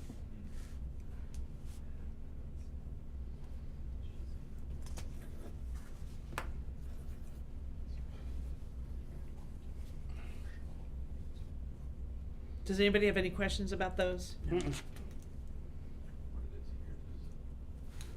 Okay. Article 5 is the general government, and we're at, where are we at? We're at 1.9. 1962148. Right. And that's It's about a 70,000 increase. I'm looking to see if I, somewhere around here I have. It's what that- 1.834 and it's 1962. Yeah, what percentage increase that? Yeah, I'm not sure. Yeah. Oh, you're on that page. I'm on this page. Here we go. And that's a 1.655. That's a percent? So is that, it says 1.655. That's dollars, but. That's Oh, dollars. that's tax- dollars. Yeah, Tax it's rate. per Thousand taxes, okay, so, yeah, per thousand, so it's about a 1.6%. Yeah. Mhm. Because we're at 898. Dollars per thousand be. Was actually be 0.1655. Yes? Doesn't matter. I don't think that number helps you for percentage wise. Are you talking about a percentage increase over? Yeah, it doesn't Last help year, me. or- Yeah, I'm looking for the percentage increased over the 1.834. Oh, yeah, no, that's not gonna help you. Yeah. Can we, for our purposes, get that? I can whip out my trusty calculator. Oh, Handy dandy. that would be great. Let's see.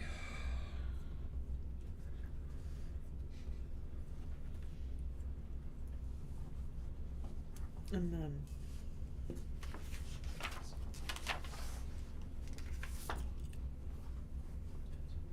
Amount remaining. So the original discussion of having between 130 and 135,000 is, but that indicated that there were still invoices to pay. So the final amount is 118, Mhm. 390.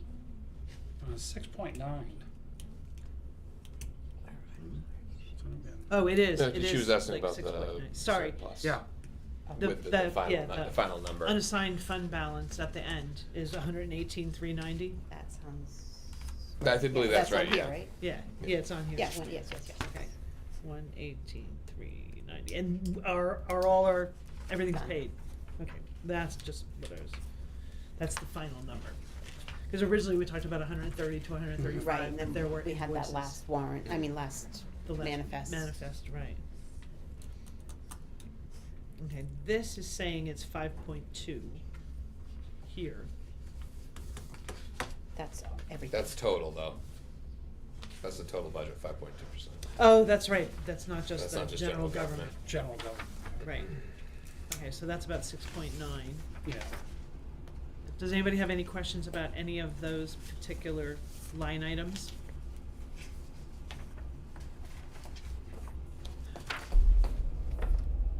No. What would notes do have been had we not used the, so it's another, what? 40. 47 and $14,000 for the Car. payment for the truck, for the the cruiser. It was 27,000? No, it was more than that, I think. Can't remember. I mean, I just It did ended up this. being like 40. I have the CIP. Let's see, it was 40. Was it the interest savings? No, not So, the- yeah, Just so like what the loan. we're talking like just if we hadn't taken those out. Just what the loan payment would be. But Yeah. Oh, the two we had that vehicles. last, the Yeah. schedule, when they had it last It week. was 40. Yeah. 31,746. So, 31,000. so that 178 would go up 31 and 14 is 45. Would go up another, say 45 or 46,000, so it would be over 200,000 if we didn't. Right. Because it's 178, 614 plus another 40,000 would be 218, so a little under 220 if we round it. 220K. Okay. I'm just looking at the impact.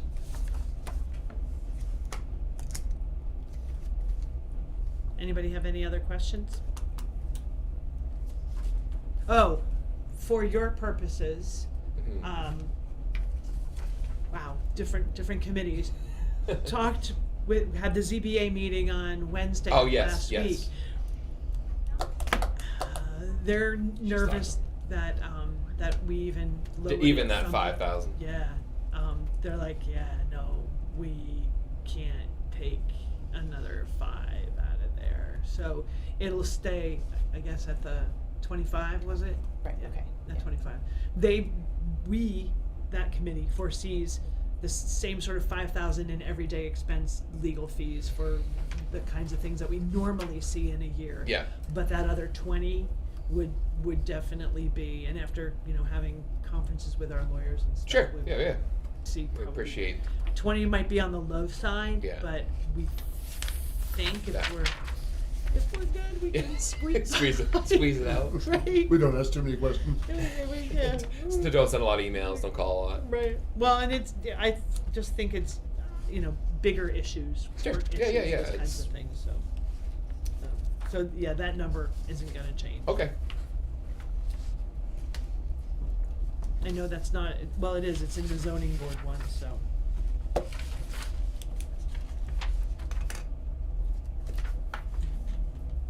That's okay. All right, anything else from any of these? Notes due, personal administration? So how did, or have you yet addressed, the wages? Has that been incorporated into this, or is that still in process? From the wage pool, have you broken it out based by department and then added it to these think- budgets, or? I don't think we've done. I sent you an email. Did you? today. Okay. All right. Oh, so that. All that. All that. Okay. So yes, because that was the idea was that we'd have that coming into. But Tonight. we had the 3. So yes. Oh, wait, you emailed that letter out, or that, oh man, can't believe I did this to myself. Send it to It's us. just the selectmen. Yeah. Yeah, list of changes made by the Board of Selectmen Yeah. at the 120 meeting. Well, those were just, right, those were just per line budget Theirs. things, but Right. if I can, the 3% wage pool idea, the selectmen asked me to go through and get everybody's base wages and Right. come up with a number of 3%, which I'm just kinda gonna give you a quick And number. about, It was like $40,000. okay, And then I compared it to what was already put in the budget from the department heads and things, and that was about $48,000. okay, So you could almost say that the selectmen could choose somehow to bring it back to 40, so take those increments out of the budgets that were already in there and bring those take down a about little bit. $8,000 out of those. You know, I broke it all up, but I really wasn't sure exactly what the selectmen wanted out of it, so I just I think we did something, I threw it yeah. out there, so at Because least I know that we had, if I again recall correctly, it was that base wages plus 3%. figure out what the Figure out what percent that of it percentage was. was, right? And so I sent that out in the hopes that they would have a chance to look at it maybe before their meeting on Tuesday, so if there was something specific that they wanted to see changed or in it, that I could make that, cause we're, like you've been saying. We're we're coming down to the wire. here. Yeah. Yeah. Okay, so does this reflect any of that? No. This still has the 48,000, It does. Okay. And it also has the fire department budget hasn't hasn't changed. Hasn't in there changed either, it. So there's potential of that too. So yeah. okay. So with that, if you called it even the 15 that the selectmen And had they asked did- Mike to look at, and then Yeah. another 8, you know, or 23,000. even call it $20,000, there's potential of still coming out of not just general government, that would But be. comes out of the whole budget, the Whole overall. budget, yeah. Right. And you'll have to work to figure out where it's, I'm sorry, where They it's will. supposed to go. Yeah, we get to do that. Okay, anything else in Article 5? Any other questions?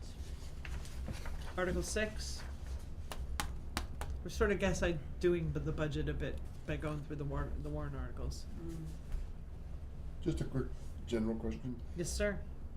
Each one says recommended by, not recommended by. You gonna put the votes in there? Yeah.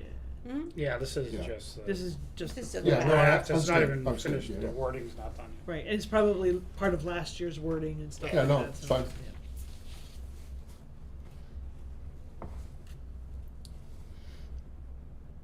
Highway, Parks and Rec. 249, 260.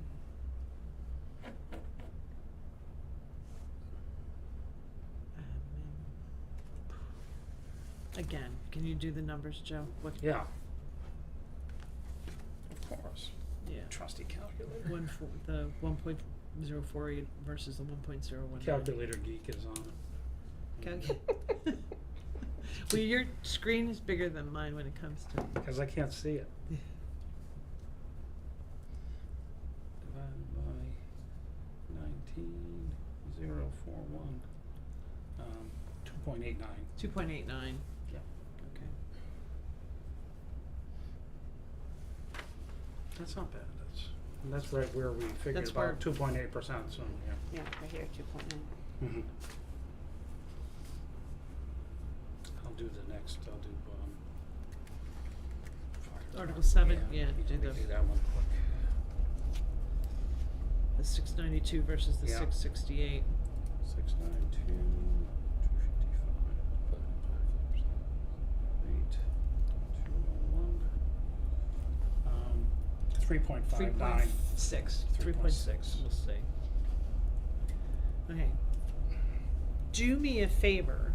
Can you calculate what percentage of the budget they expended? The 585 versus 668 Yeah. overall. 585, 196, 97 divided by 668, 201. 201. 87.6. 87.6% expended, Yeah. which leaves 12% unexpended. That was for 2005, so that's money that has 2025. not been spent. Correct. Yeah, it's sitting there, or was uncommitted. Right, it's part of the, so do an actual number, 668 minus the 585, what is that? That's 90, 80, 60, 80. I'm working on it. Like 83. 83, just under, or just over 83. 83 grand. 83 dollars. Yeah, 83,004.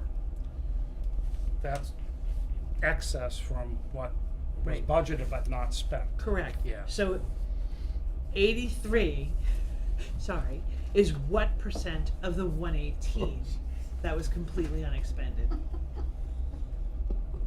Where's the 118? Oh, that's the bottom line That's budget the bottom number. line number here. 118. 118,390. Okay, so 83,000 Yeah, 83,004. divided by 118,390. It's like 35,000. no, that's we only spent 70% of the Seven- money. No, the 83,000 makes up 70% of that 118. Yes. Yeah. Yeah. Okay, that's all I'm looking for. So when he goes to fight for more money coming out of The fire Article department. 7, Yeah, well, Article the, 7. Well, the ambulance, everything. yeah, he has maintenance. some numbers that he can write down that shows that that entire Article 7 budget was only 87% expended. spent. Yeah. Right, and that 83,000 of it, 83,000 of the 118 that is left in the unassigned fund balance, which represents 70% of it, comes from that budget area. Yeah, one thing I think we need to factor in is there's a significant increase in the ambulance for 2026, up to 134K Right. from 120. Right. So, there's not the whole 83, right? Because the ambulance is going up So- quite a bit. 14,000. Yeah. So the number that you really are interested in is what's the difference between what was actually expended and what they asking for the budget next year. Different number. There you than go. Yeah. Different number you calculated already. Okay, so. All us math geeks. Yeah, we're, So okay, the- what we actually expended, we expended 585, 585, and they're 196. asking for 192, or 692. 692. So you wanna know the difference between Yeah, those? yeah. So 692, 255. 255 minus 585. 585, 197. 197, $107,000, 58. So 107K difference between what was actually spent as Doug got in And what they're- 2025 and what they're asking and what for. they want. 14,000 of which goes to the Yeah, ambulance. We have no 14K. real control over that. So let me minus that out because we Yep. have no control over that. So we still have $93,000. That's after the ambulance. 93,058. Good sized number. Yeah, Yeah. that's significant. I mean, so there's a lot of cushion in that budget. I think when they are doing their budget, they're looking at what they asked for last year and what they want to do this year, not what they spent last year. What actually and what expenses they- were, what they yeah. were this year. Yeah, and that's And I what's understand- I happening. You're understand adding why. on to, Yeah. so it's rolling every Right, year. Yeah. right. So that's why I'm a huge advocate of zero-based budgeting. Zero-based, which is, yeah. what are my requirements? Okay, how much, not how much did I spend on supplies last year and what do I think I'm gonna need to spend this year? It's like, what do I need in supplies? Let's do a quick back of the envelope pricing all of that out to come up with a base number that says, this is the amount we're gonna have to spend. Looking at, what do I have under contract that I have to spend? What are my service agreements that I have to do, generators and those kinds of things? What are those already, not pre-negotiated, but pre-understood expenses that go into the budget for that specific department? And now, what does that number come to, and where am I thinking, I think the generator costs are gonna go up by 2 or 3% next year, so that's what I'm gonna do. And that gives a more defensible budget when you say, well, I went back and I looked at all of these pieces and this is what I came up with. And, based on that number, giving it a little bit of a fudge factor, I came up with this other new number to budget with, as opposed to, well, I budgeted $50,000 last year, I'm just gonna budget 50,003 this year Yeah, to yeah. account for a percentage increase. And when that happens, this is the cycle that you get in, is you get to the point where you've compounded so much. It is, it's compounding Yeah, interest. that you have a $70,000 surplus one year. One thing we do have to, look at the police budget though.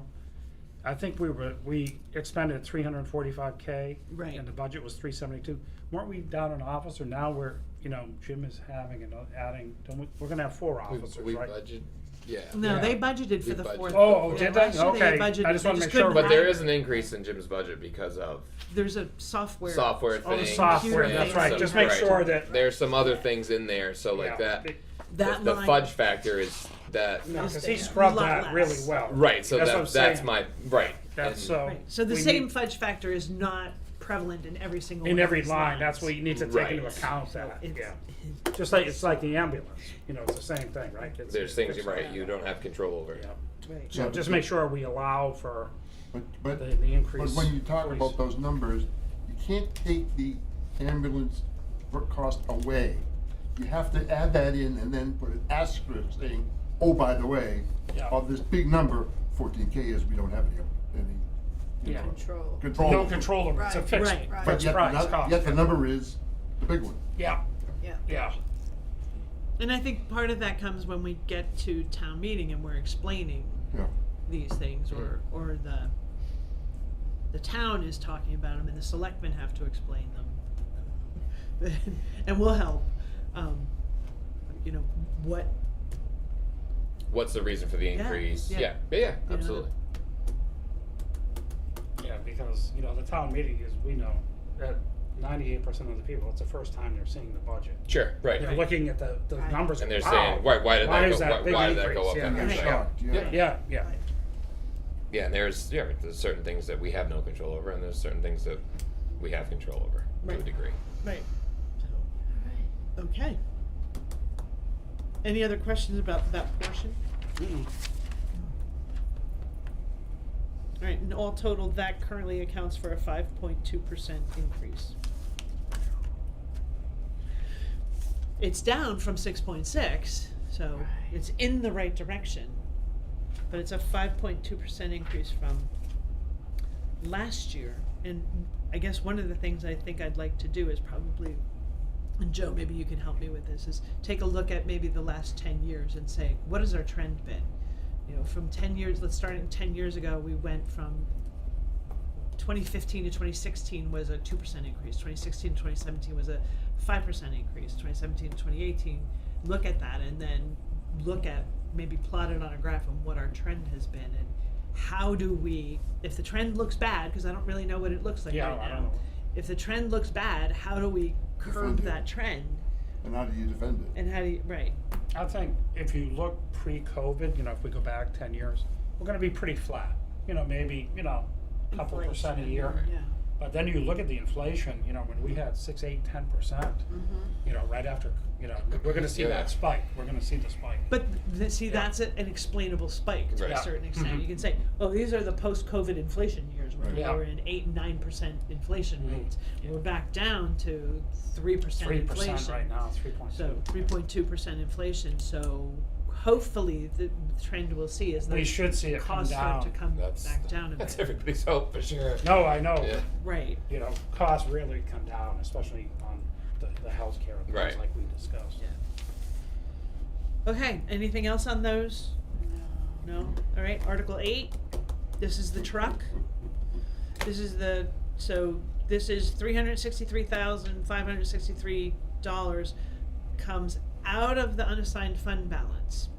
Once the truck is fully outfitted, registered, and ready to go, we submit the paperwork. 255 of that comes back into the unassigned fund balance. And really, the real net impact to the taxpayer, oh, we were talking about it, is 859. 108K, yeah. 108K. You know, that's a really good deal for a brand new truck. Yeah.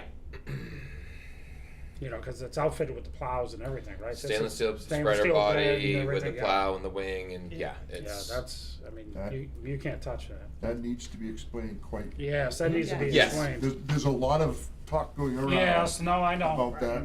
That's why I brought it up. Yeah.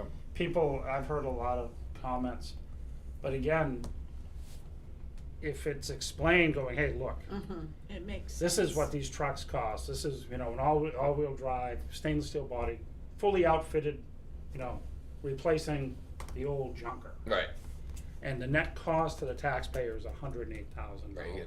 Right. Yeah, it's and it's I think makes when sense. people when it's explained Right. and they can understand And- the whole picture Right. and not just pieces of the picture. Right. That's what it is. They're hearing. So- Yeah. And what do you do if it's not passed? Yeah, Oh, that's my geez. question. What happened? We already signed a contract. Yeah. So what do you do if it's not passed?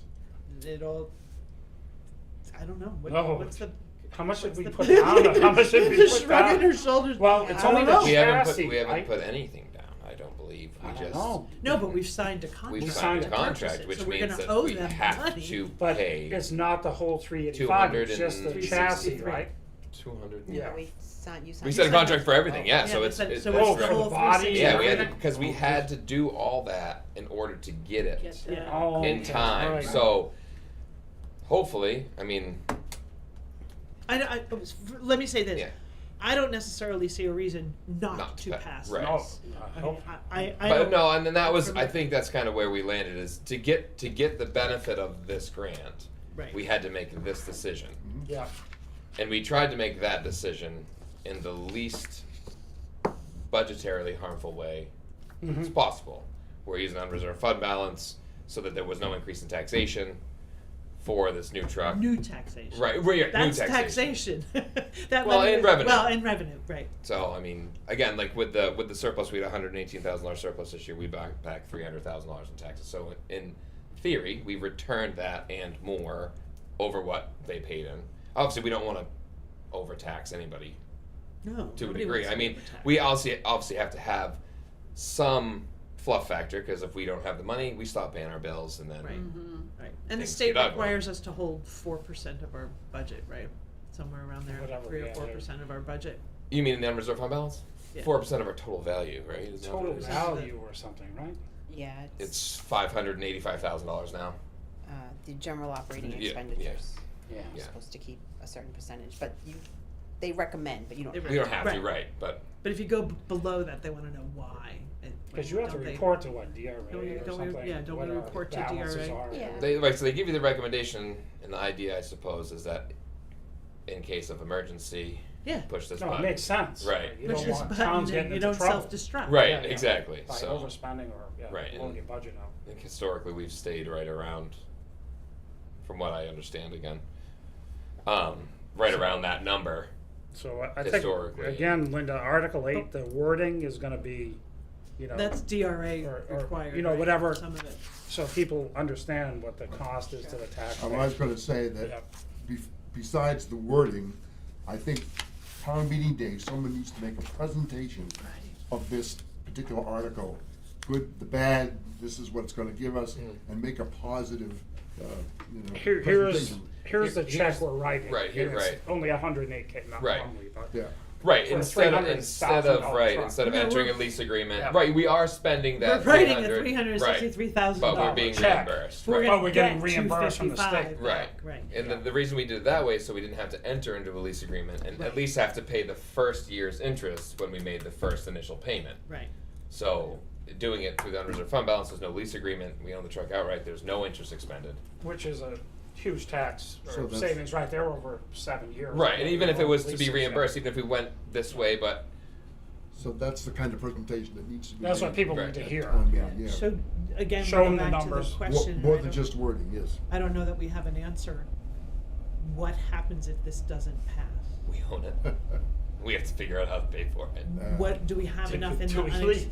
unassigned No, fund we're balance to laughing, cover but this? it's not funny. We have, right now, I believe we have 900 plus. Would we need to call some sort of an emergency meeting, or, I don't know if it's an How? emergency, or I would we know. at town meeting have to figure out and declare then that we're gonna take that money out of the unassigned? Cause if this doesn't pass, this whole thing goes away. Now we have a bogey of $363,000 that we don't know where it's gonna come from. Did we write a So- check to the dealer already?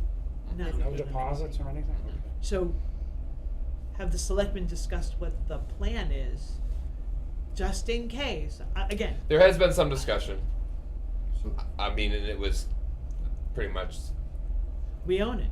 yes. We Like paid for it. and that was we made it abundantly clear when we had the meeting that was the route we were going because we hoped that it would pass. I mean, like I said, well explained. It makes the most sense. A truck that was slated to be replaced this year was able to be replaced for 70% less. A than fraction it should of the have. Right. cost. 30% Oh, yeah, is no, what I we're agree. paying for it. Yeah. So but the discussion that you hear around town is, here's another grader. No, that's We what they're spent the calling it, money, the sequel. Oh, yeah. they have to, we have to spend the money. We committed. It hasn't gone to a town vote or anything like That's- that. then that's the issue. That's what's going around Yes. right now, so that, and I think part of the wording also needs to say, if this doesn't pass, this is what's gonna happen. right. There's consequences. Well, if it there, doesn't there happen. are restrictions or requirements for how you can word any of these articles. Yeah. And Linda has to verify that with DRA, that they're okay with the language for the warrant articles. And so, to a certain extent, she's restricted with Right. what she can say, Right. what I can be understand. written in here. What we But we say can and what we explain it. discuss, I was gonna say, correct. Right, the that can be selectmen done. need to have a plan on how you're gonna respond. So if When it they passes, it's gonna cost the town $100,000. If it doesn't pass, it's gonna cost the town $360,000. 363K. 363, 563. Either way, Either way, we're we own getting the a truck. truck. The Right. truck is Yeah. coming. Either way, the truck is coming. The truck is coming. With It's kind of like a baby. body and a That's when plow. they'll stop. Yeah. It's kind of like a baby. Okay, Okay, so Is it gonna take 9 months to get it fitted out? pretty much. That's It why is. that was because Yeah. we did initially give a letter to the dealer stipulating that it had to pass town Town meeting, meeting. and they would not take that because no one wanted to order the truck without a guaranteed sale. Obviously, it's a large nut for Yeah. someone to put out there. and it's a 4-wheel drive So, truck, and right. a lot of municipalities don't Right. need This or is not, use it's a 4-wheel special drive order trucks. It's- vehicle. and It most is of them custom built. Right, exactly. That's Yeah. it. Like you could go buy a run of the mill, but that's kind of what we have, right? The ones that we have are just they're not specialized in that manner, which it makes. I mean, again, Well, you need the all-wheel drive for Colby Hill and everything. in a vehicle of that size makes sense because it doesn't work. Like we have all-wheel drive, we have the small little trucks, and there's a reason they break down all the time. They're being overworked. They're not built for that sort of abuse. A truck of this size with the all-wheel drive is built to do the work and not be punished for doing it. Who makes the truck? You know? Mac. Mac. Oh, it's a nice truck. There's no I'm sure doubt. it is. Okay, so I think just Yes. word to the wise. Yeah. Have a good presentation ready. Yeah. Well, Yeah. you need to. And need like, right, to- our ducks in a row, all the information, Yeah. so that we can answer the questions In the confidently. facts. Right, and that's it. There's a lot of speculation right now, Mhm. right? Oh, it's the greater part too, right? Yeah. And if people understand, go, no, look, we're getting a grant. Right. You know, Then that, from and the that state, again, that was And Yeah. that's the That's the the- point that's is the big we push already factor. have the grant That's it. approved. We're approved, That- the state's It's giving not us like the we're money. applying. right. for Right. We already Yeah. have it, and the Yeah. reason we did it is Yeah. so that we can meet that deadline to Yeah. to receive the money. Because had we waited to town meeting and it had passed, We don't know that there's enough time. To there meet the wouldn't have been deadline, because by the obviously. time you order it in in March, say call it April, whatever, it's 5 to 6 months to get the truck. Yeah. And then that puts you to like October, and everyone's outfitting in October. So then just normal outfitting takes approximately 2 months. So on a good non-busy schedule, you're straddling the end of December. Get it, yeah. So that was, and then if it had gone over December into January, You lose the. we wouldn't have lose. met the We grant stipulation. right. We No. lose the. So then we own the truck, and now we're paying for the whole Yes. thing. No, you can't take a chance, a risk. Right, and that was again that was. Okay. But Okay. we can move forward. Yeah. I digress. All right. Article 9. I think taking Article 9, 10, and 11. These were all, I think we've discussed this before, these were all done separately so that if one of them for some reason did not pass, it didn't affect all of them. Mhm. If they had put it all in one, and I think that was a very smart thing Yeah. to do. And then I think it's crucial that you watch that T2 presentation, because you will understand these 3 warrant articles much better Right. than once you watch that presentation and to why this makes sense. And nobody likes the numbers associated with it, but 25,500 for crack sealing or crack filling, that's in Article 11. That's a pretty low number when you take into account. I think what they said is if you for every dollar you spend on preventive maintenance, if you don't spend that dollar, down the line you're going to spend 8 to 10 Oh, to easy. do the Yep. rehabilitation Mhm. or renovation or whatever you want to call it to the road that's deteriorated. So spending that money early enough in the maintenance cycle prevents you from spending much bigger numbers Right. later on. So, you want to move on to 12 then? Yeah, sure.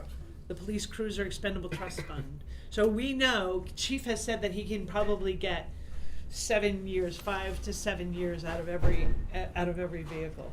Speaking of the police,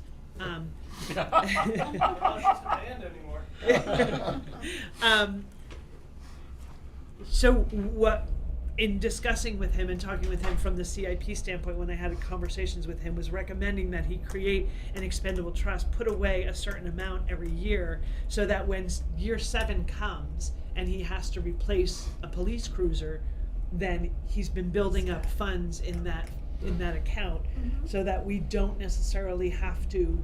Because not- We don't have, if we have to do a lease of any sort, it's a very small amount. Right. It's a nominal amount. Maybe we don't have to do it because we combine it with what's in the expendable trust, what we get on turning in the vehicle or selling a vehicle, and then maybe, $5K out of the unassigned fund balance kind of thing.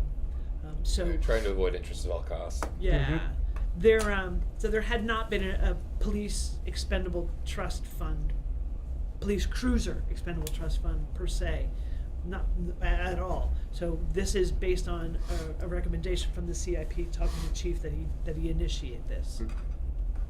Right? The CIP, I believe, will have a recommendation for a different amount there. So, You tell us what? I believe that they were looking at, if I remember from earlier today, that we were looking at 25. This is for the For this is the police cruiser. 25K For a Article- year? Yes. Well, you figure, I mean. Because Well, there is an issue with the fact that we bought 2 cruisers the same year. So those 2 cruisers, hopefully we can offset a year or so, but you're not gonna have a lot of space between those 2 cruisers. No, and the price will probably be 30% higher, 7 years from now. Right. If not Well, and more for the that's- same vehicle, right? Yeah. Right. And we're trying to take that into account and figure out what's the best number, but we don't also know how much might we get in Sale if we or sell it or trade it in or any of those kinds of things. hand it down to Bob Boyd. But I do know. Yeah, Bob will Yeah, have the it's white Bob. Tahoe next, yeah, there you go. Right. I do know that the first one, he's looking at 2029, maybe the first one if I go back to the CIP. It's either 2027 or 2029 was the first one. that I he was would looking- guess 27 because Yeah. the Charger we've had. The Charger, gonna I say think, the is Charger's next, right? Yeah, Yeah, the Charger's- Charger's next. Charger's got to go. I think we've got. I think he was hoping to get 2 more years out Two of more it years. It's in rough shape as an now. auxiliary car. Isn't right? it Right. rotten out underneath Well, and everything? it had a rust hole. It was repaired, They fixed, fixed it. and it was guaranteed to be structurally sound. Okay. But so his thought was to use it sparingly Right, and try to keep it for another couple of years, and then and then because he didn't rotate. want to have to buy because was it last year we bought So you get the the white new one, the right? Tahoe. Yeah. This year, Yeah. I suppose. 2020. Yeah, I guess it's 2025. 2025. Right. So anyway, so that will be. Limp along. No, but that Yes. makes sense, because then you can almost pay cash for the vehicle, Yeah, Again, a saving. couple of years from now, yeah. So this is a new Yeah. ETF. Article 13 is the 10,000 for the Highway Heavy Equipment Expendable Trust Fund, and I know there was a lot of discussion. Can you explain that discussion so that the ABC can hear? So the ETF is used for large, unexpected maintenance issues. So So, but They're before we ma- even get that, yeah. the original wording for this Highway Heavy Equipment Expendable Trust Fund was for repair, refurbishment, and replacement of existing vehicles. You cannot use this fund to add a new vehicle to the fleet. right, This it's can only just be- it's and just been- for maintenance, or or not repla- maintenance, or repairs, or right. So of if you wanted to equipment. buy a new truck, Right. or or a new, you could have put enough money in this to do that. Predominantly over the last at least 5 years, this has been used for Unexpected large Repairs. Heavy repair, repairs, right? right. Yeah. So like this year we used it. Well, the town used it for the 2 new wings because the wings were rotten, and to reskin them and to replace them was practically the same cost. It was I think it was only $300 difference between Yeah. reskinning and replacing. So with that, and there was a cracked plow frame, so that was like an $18,000 expense that we took out of that. out of here. So we were looking at the proposed maintenance budget in the DPW, and they had moved it up to 60 because, and it said expended was only 46,000. 46 or something. But with that 18, it was actually more. Than So, what they but were with adding the 10,000 in here, they felt like they could drop it back to 50, and still be able to, because with David and Justin both said that they didn't foresee anything that they would think they would have issues with. Obviously, there's always unforeseen isn't- things, but the things kind of that could have broken and been repaired. So that was, they felt comfortable with that. So removing 10,000 out of their budget line for the maintenance and adding the And leaving the 10,000 in here, 10,000 so that here. they had a $30,000 cushion. Is that enough? I mean, I was I, gonna I say brought that this up is the last 2 years. CIP has And that been was so that recommending was I don't know what, I'm thinking, two things. The Yeah. CIP is, and maybe Linda can help clarify this for me, because one of the things we talked about is there's no money in here for replacing vehicles. Yeah, right? No, right. this is, yeah. And we potentially should be doing that. But I don't know. I always believed that you could put money in there and say this piece is for, like we did with the lead for the schoolhouse, Mhm. for the Madison schoolhouse. That money went in there and For that was for the lead specific- abatement, yeah. right? If we You can were to earmark put things. money in here and say, in the to see the town will vote to raise and appropriate the sum of $25,000 to be placed in the previously established highway heavy equipment expendable fund, and an additional, I'm gonna make a number up, $100,000 to be placed in this fund for Like replacing. earmarked for Yeah, replacement. can you say those kinds of things, and that way, she's like, Or would I it don't be know. easier to just Two create a separate. new one for replacement but that's, specifically? this one already It says for says replacement. replace, Right, so but you know, that's- that 10K has been in there since you and I, I know, for it years. keeps I 10K, mean, 10K, you know, 10K. you can't buy a plow frame or 2 tires for a road grader. Right, no, and that's Yeah. for sure, absolutely. But there's you know, 21,000 That's right. basically So in that- there. but like I said, that gives them a- 31 for repairs. Yeah, but as far as replacement, I mean, you're more involved in the SIP than I am. But I mean, if you're looking, you know, for example, I know there was a new backhoe on there. You know, this was discussed a few months ago. You know, you're talking 220K for a machine like that now. You know, the 10K isn't enough towards, Oh, no, you know, for replacement You'll down the line. never Like, have yeah, enough money. in No, it. That's the thing. right, You know, should we put So 25K a well, year or something? Well, that's why Yeah. we wanted to look at it. I'm going to say Yeah. 100K, because when you start to look at the SIP with regards to the number of Yeah. vehicles, that And what's coming, because I It was, think it's you know, 2 years. That's a lot of money. Potentially, I think it's 2 years is the next truck replacement. there's a 2008 Peterbilt that Yeah. is sort of the next one. And I want to say that was they're- 2028. I think it was originally earmarked for. We had a list Yeah. of. Yeah. And again, it was just proposed, but And that's one of the ones that we're encouraging that somebody start looking at. That grant that we just got, the Mhm. green grant, is still open, We should apply and again. we can apply for it again. Will we get the same amount of money? I don't know. You never know. If I- our need I is would- right. greater I don't know than what the others- because the grant stipulation was pay 70% up to. Yeah. Yeah, So, that would I mean, be if that- something to work on, is that Take a grant look at again it. to replace the Peterbilt. Yeah. So anyway, recognizing and looking at that and how much will be coming due in the next 5 to 10 Right. years for replacing and working with these vehicles, Vehicles. it Equipment. makes sense to put significantly more money in here. Because, I mean, we were looking at like $650,000 for replacement. for just to, no, that didn't even pay for replacement. That just was like $650,000 to kind of start putting away to stay ahead of To stay- all of the things that we'll Right. be replacing. Yeah, I don't know, what do you To get the suggest? seed money. We need to start on that. Well- We should have started several years ago when we Right. first discussed this. And that's where I think that recommendation will be in the report that's coming from the SIP. So if I'm just trying to make sure that this will work. So we're asking for 10 grand. Correct. So if we say we want 125,000 and they vote it down, we don't get that 10 grand.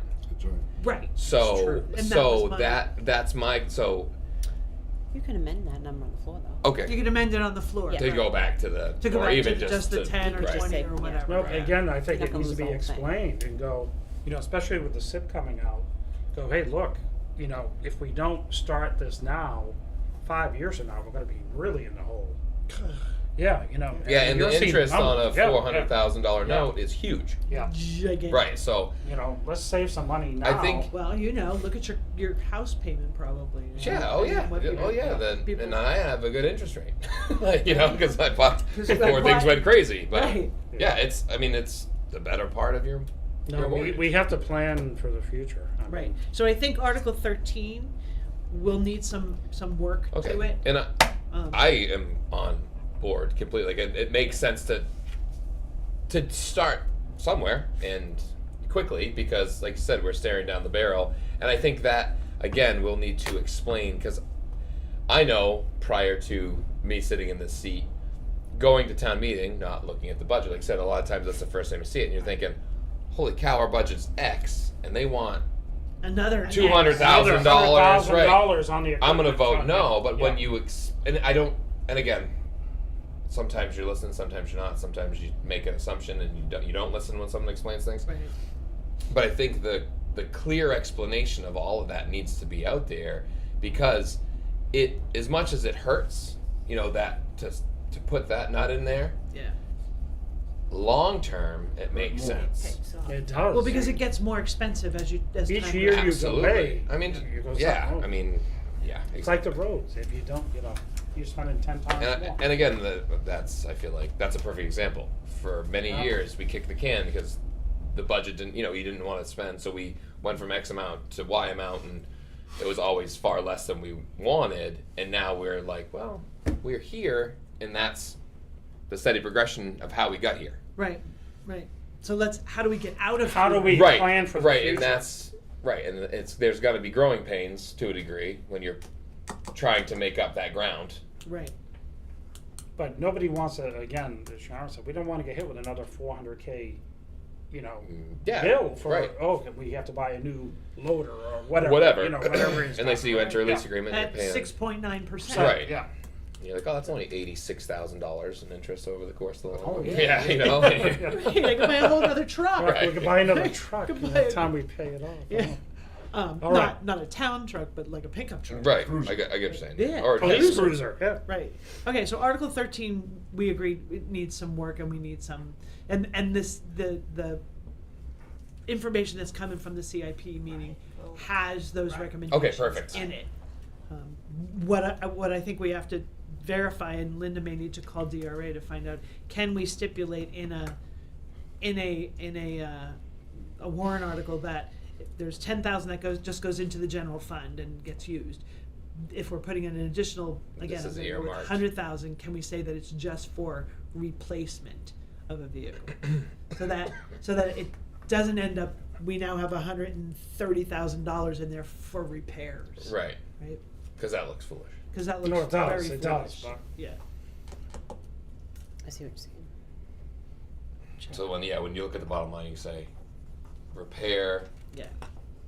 Replace. replace. Here's 30,000 for the repairs. Here's $100,000 for the repairs. There's a total of $130,000 in the account. Now here's a question, and this may overcomplicate everything, and I'm trying not to. That's okay. Oh. Let's say we get the $100,000, we have $130,000 there, and God forbid we lose a transmission in a vehicle that's not under warranty. Would we be, if we earmark it and we can't use it for that, then where, you see what I'm saying? Like, You'd have to do the same thing we would if we never allocated the $100,000 for it. If there were only $30,000 in here, and you have to do a $30,000 transmission replacement, or a $60,000 Right. transmit, where's the other $30,000 normally come from? Right? Where do we as a town normally? You'd have to follow that normal process. okay, Is that that makes sense. Yeah, absolutely. Yep. all right? 14. That's a no-brainer. It's the assessing expendable trust fund. Linda does a good job of figuring out how much each year to put in there, so that We can pay our bill. right we can pay the bill when it's due. Every Yeah. 5 years. Because Yeah, that's going out. just The the big 1 ones. year. Yeah. That covers the 1 year contract. No, eventually that's- it'll cover the oh, reval the in reval, 30-30, okay. Yeah, so 2030. it covers the 1 year and a little bit towards the reval, right? Some towards the reval. No, it's all. That's just for the This is reval. all the reval. Going to be the reval in 2030. Oh, okay. So the annual one is in the budget. Correct. Okay. Just we don't do a reval. Yes, the Yeah. regular But the assessing regular things are in the budget. This assessor is just going to be contract. that big chunk. Like this year, we spent 2025. We spent $109,000 on it. It's going to be more than that in 2030. Yeah. Mm-hmm. So I know that you were looking to see if there was another organization out there. there'll be a bid being RFP. done Yeah, this after. summer. Bid Yeah. Is- after budget Yeah. season. Right. Yeah, we'll do the Okay. find 3 companies, send it out, and get a.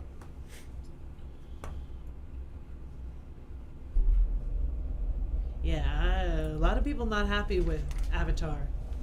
We're not the only town that is unhappy.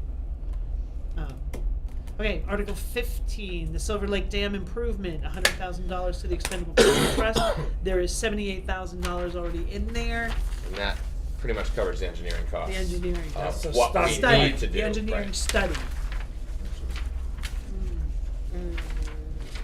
There's no, That's the engineering for the I think repair. we've already done the Right, study. that's the engineering The actual for design, repair, right? engineering. So that we can then go Say to we 3 want- different companies gonna and get- say, this is what we need done, what's your bid to do the Here's work? a set of plans. Yeah, Here's the new exactly. design. Yeah, because we did the Yeah. study.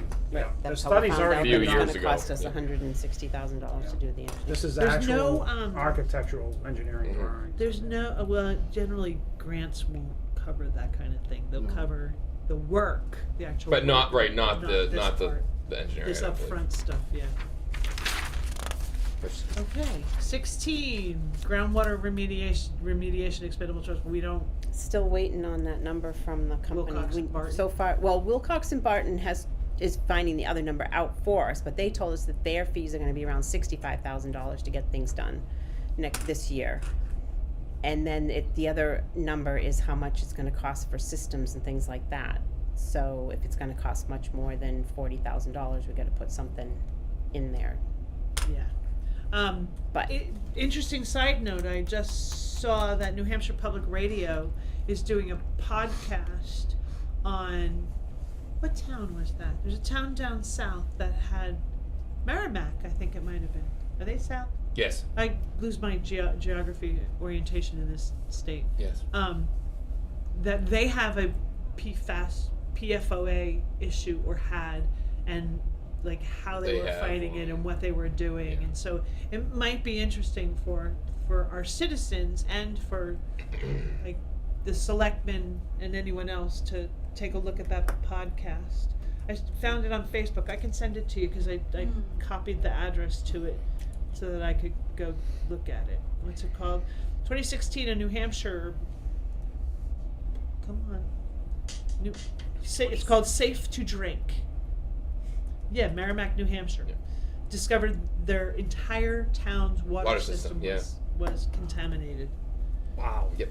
Yeah. Yeah, they had. I believe they had a plant in town. I could be wrong because there's multiple cities in New Hampshire that are having this job. Portsmouth's one with the shipyard and all that, but there's other towns that have discovered that they have huge groundwater issue Groundwater issue. because of plants and such things like that. And the plant was right near Budweiser, so, I was gonna say Budweiser has a bottling plant there too. but it was another plant. Another plant was closed. Physically close to Bud plant, Yeah. yeah.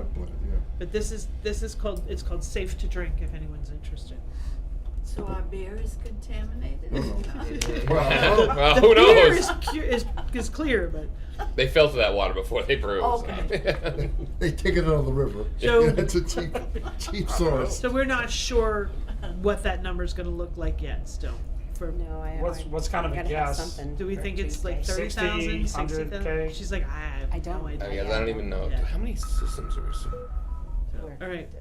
Then moving I on was to gonna say 5 or 6, 17 is the okay. Master Plan Expendable Trust. They're looking for $12,265 to add to their balance of $25,000.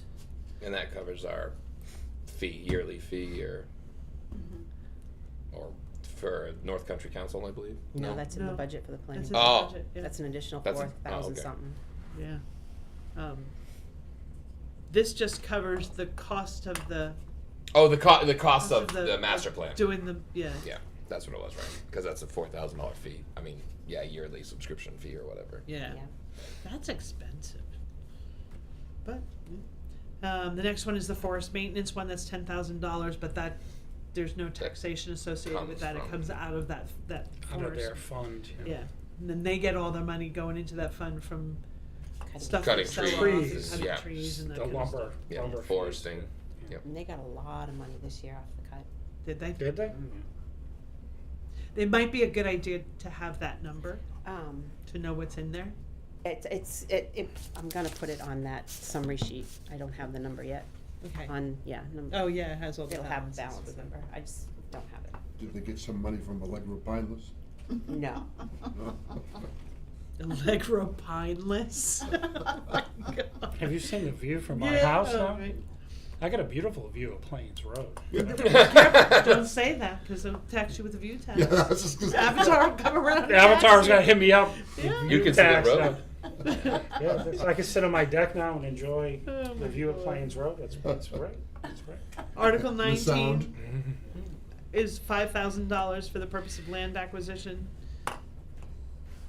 Comes from the Capital Reserve Fund for land acquisition and conservation purposes. Do we know what's in there? No, we don't know what's in there yet. 20, this actually isn't one that do we vote on this? No, it's not a money No. article. Even though it has a tax, that we're changing the tax credit? No, it's not a actual money thing. It's not a taxation kind of. Right. Right, okay. It's a credit kind of thing. Yeah, it doesn't. And then I think that, 20, The rest of them are all done as one. 21, 22, Yeah, I gave you guys a sheet. yeah. Linda sent me the ones we've received to date.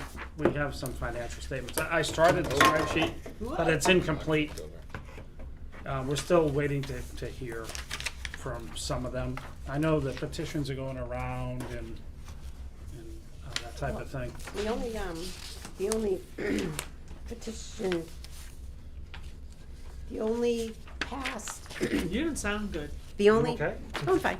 The only past, charity that we haven't received anything from is Northern Human Services. Yeah, that's, I had just unknown in there. That's the only one. And we Other than that, haven't, we've heard from everybody. We've got their petition, but we don't necessarily have their financials. Yeah, their financials and things. I'll update it as we go. We are looking at an increase this year. But this says Family Resource Center, their request is unknown, so is Ossipee Children's Fund, so is Gibson Center. Are those known now? Because you're saying the only one that Well, we don't know. I don't have the numbers they asked for. They gave me their financials and stuff. I brought all of the stuff here. Well, these numbers they're here. Oh, they're on here, yeah, they're on They're here. on these. I didn't see those warrant on the sheets you gave me.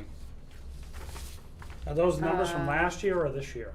Well, these are. We had some letters we did receive, and they said, $3,000 for the way station. Yeah. These, Probably the. but I didn't see, like Gibson Center and stuff, I didn't see any request amount from them. Yeah, I think I just sent the financial stuff to you. I didn't. Yeah, I had the, But their this, audit. there's a s on this summary sheet right here, there's a snapshot right here that it says. Are those the actual, what they Yes. asked for? Yep. Okay, I wasn't sure, so Yeah, I'll so you update can my update sheet. this, Yeah, yeah. okay. Because you have 5590 and this says 5329, so. That was last For year. this one, no, 55. And you're that showing is- 5590 and this says 5329. See, but I got, where's, I thought I had a letter from Starting Starting Point. Point here. Where's this one?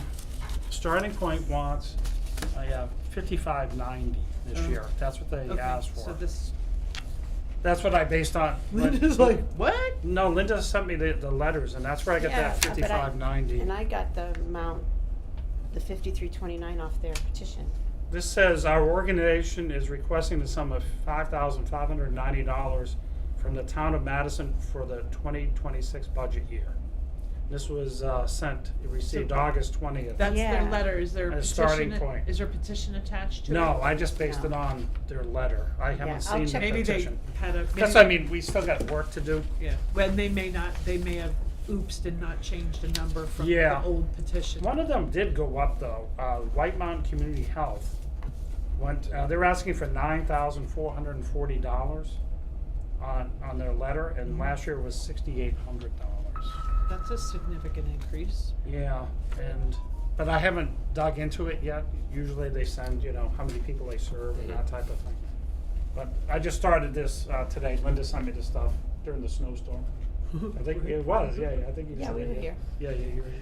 Yeah.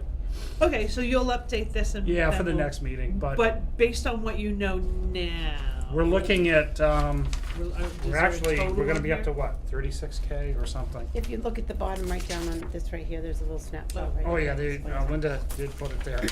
$4,140 increase. It's $36,140, $4,140 increase on the charitable petitions from last year. $4,000 Yeah. increase. Okay. I know on these, as you know, I'm very familiar with most of these because I work with them quite often. And I'm giving a little plug here for the way station. They're out of money. The way station's out of money. There's people, we have 2 homeless people living in cars here in Madison that come to the food pantry. And way station went out, and my wife actually called them last Friday to find out what's going on. And their county funding's been expended. They have no money for hotel vouchers. Part of it is because Yeah. we have had such a cold, It's been below zero. cold for winter so Yeah, far so- that they've expended their season's worth of money In a month and a half. Yeah, and they did last year, I forget the exact number, it was 1,000 bed nights. Yeah. And they've already exceeded that, and I know because the 2 people that we're working with are staying in local hotels, but it's only for a few nights at a time. It actually has to be below like 20 degrees to get even qualified for a I was voucher. gonna say, it's been consistently that for at least the last You know, week or and so. I can't, I mean, I went out this morning, Jake, you're out plowing, it was like -6. How can you live in a car when it's below zero? I mean, but again, this money is supporting, and all of the charities, Gibson Center, Meals on Wheels, a great organization. I think it's needed, but we are seeing an increase because the demand for services is Right. up. Right. So that's why we're up. Well, I would put a plug in. I think they have a thing up on Facebook so that if anybody wants to donate money to but, them, directly to them, so they can afford Continue. to. And we do look at these if people are watching. We do vet, and I think Sharon and I, a lot of us know these different organizations and the work they do. And I always look, what's the return on investment for Madison citizens? And I'll ask, the questions. I mean, with homeless, it's different. But, especially on the healthcare, and the TRICAP is another great organization. A lot of people depend on the free dental care over there.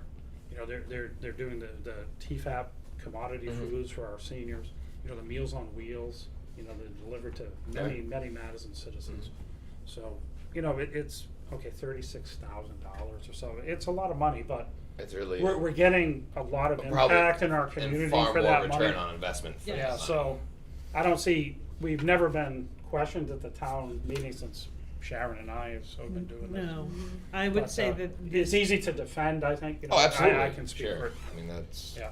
this town is very generous when it comes Mhm. to that kind of support. They see the need, they understand the need, they understand. Some of us are potentially a paycheck away from being in the Oh, same jeez. boat, Yes. or one. Reduction in force from Right. losing your job at a company you might have worked for 20 years, and so keeping these folks going, keeping these institutions and organizations funded and One thing that contributing. came up too, and it has something to do with charity, but it's actually under the direct assistance.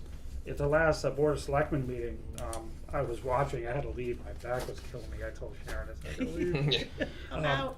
No, the food pantry came up, so I'm speaking from that perspective. And, in 2025, the food pantry received $2,500 from the town of Madison, and that's been pretty consistent. Yep. And, last year, we served 1,300 individuals, provided 21,372 meals. So our annual cost per person is $1.92. And our annual cost per meal is 11.7 cents. And, New Hampshire has an RSA, it's called RSA 165, that requires the town to support people in need. Yep. It's a law, it's Sure. a state law. It places responsibility of local welfare squarely on the community.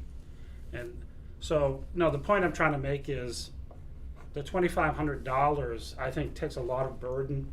That money, when it goes to the food pantry, people aren't calling Linda saying I'm out of food. Or if they do, Linda and Kate will call me Right. or my wife or, hey, Right. so-and-so's out of food, Yep. can you deliver? I don't think So- you can feed your own family No, for not for 11 cents a 11.7 meal. cents Let me a tell meal. you, I can't So- feed my family for A lot more than that. 10 times. $600 a week. But, you know, people go, and I know there were some questions, and actually Chairman Price, I mean, they brought it up, I was watching.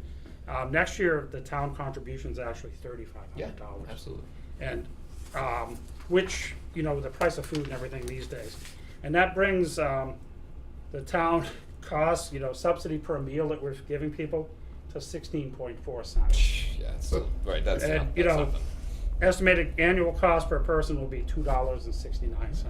So I just want people to know that there's a lot of value for the town money. Yeah. You know, and You're gonna go, that goes directly to it goes, Goes there's no directly to overhead. our It does. town And people. Sharon's been to the Yeah. pantry. Yes.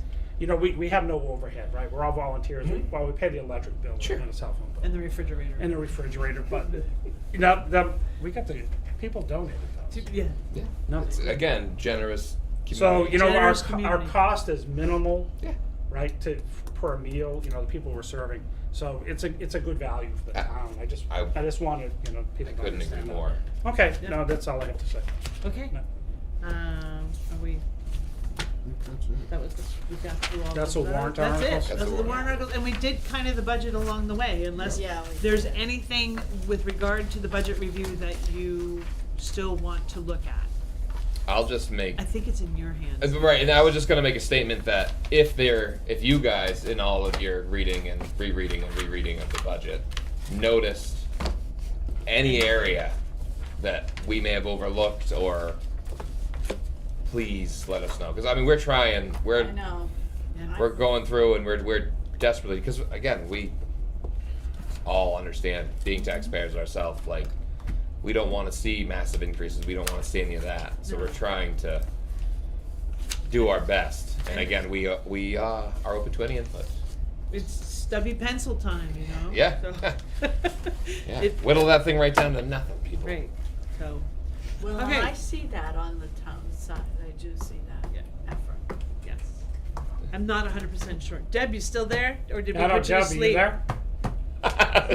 She's like, Yeah, barely. there. I'm holding I'm on. here, I'm listening. Yeah, I You got the we burger. don't necessarily see it because I think we're not as actively engaged with the school board and the SAU budget committees.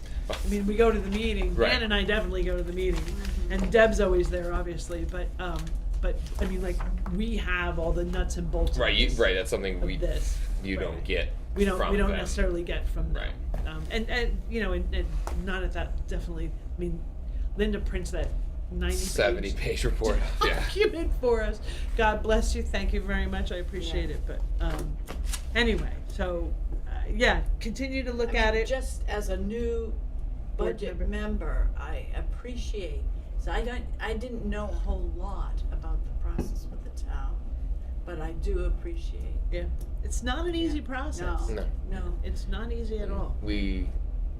I can say with confidence that the 5 of us have spent numerous hours combing. I mean, I was at gymnastics practice with my daughter the other day. Sitting there, she's in gymnastics. I'm going through. I'm like, Yeah, this looks like we can do something here. And like, right. we're trying. Right.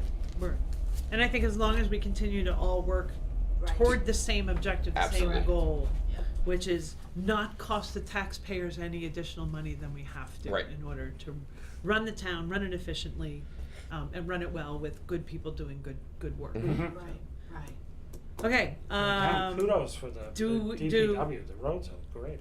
I rode around a little bit, and I was like, No, they I hit mean, it hard. that's thing in a big storm like that, lingering storm like that. It was They- Snowed for like long. 24 hours. It's ridiculous. It was But yeah, ridiculous. they have been all stars. No, that's the dump, the transfer station looked really good this morning. They did a nice job. Is there any question about the balance update on the ETFs for 2025? I think we talked No. about it last. There Right. hasn't been any additional expenditures, right, Linda? Have there? is there No, nothing other than, nothing's changed, but at the selectmen's next meeting, there's 3 requests coming up. There's like $18,000 to pay off the balance of the assessing reval. There was maybe, $6,000 that we were gonna give back to the Historical Historical Society. Society, yeah, there was, they submitted a couple. And then there was like $300 from STRs, Okay. so, but I So did. the big one is the 18,000 from the assessing. Assessing. Then that finishes paying them off, right, for the year? Correct, yeah, we've paid them. Yeah, They've you just been paid, but paid we're them, gonna but- reimburse ourselves. Right. From the TTF. Okay. And then the Historical Society was 6,000.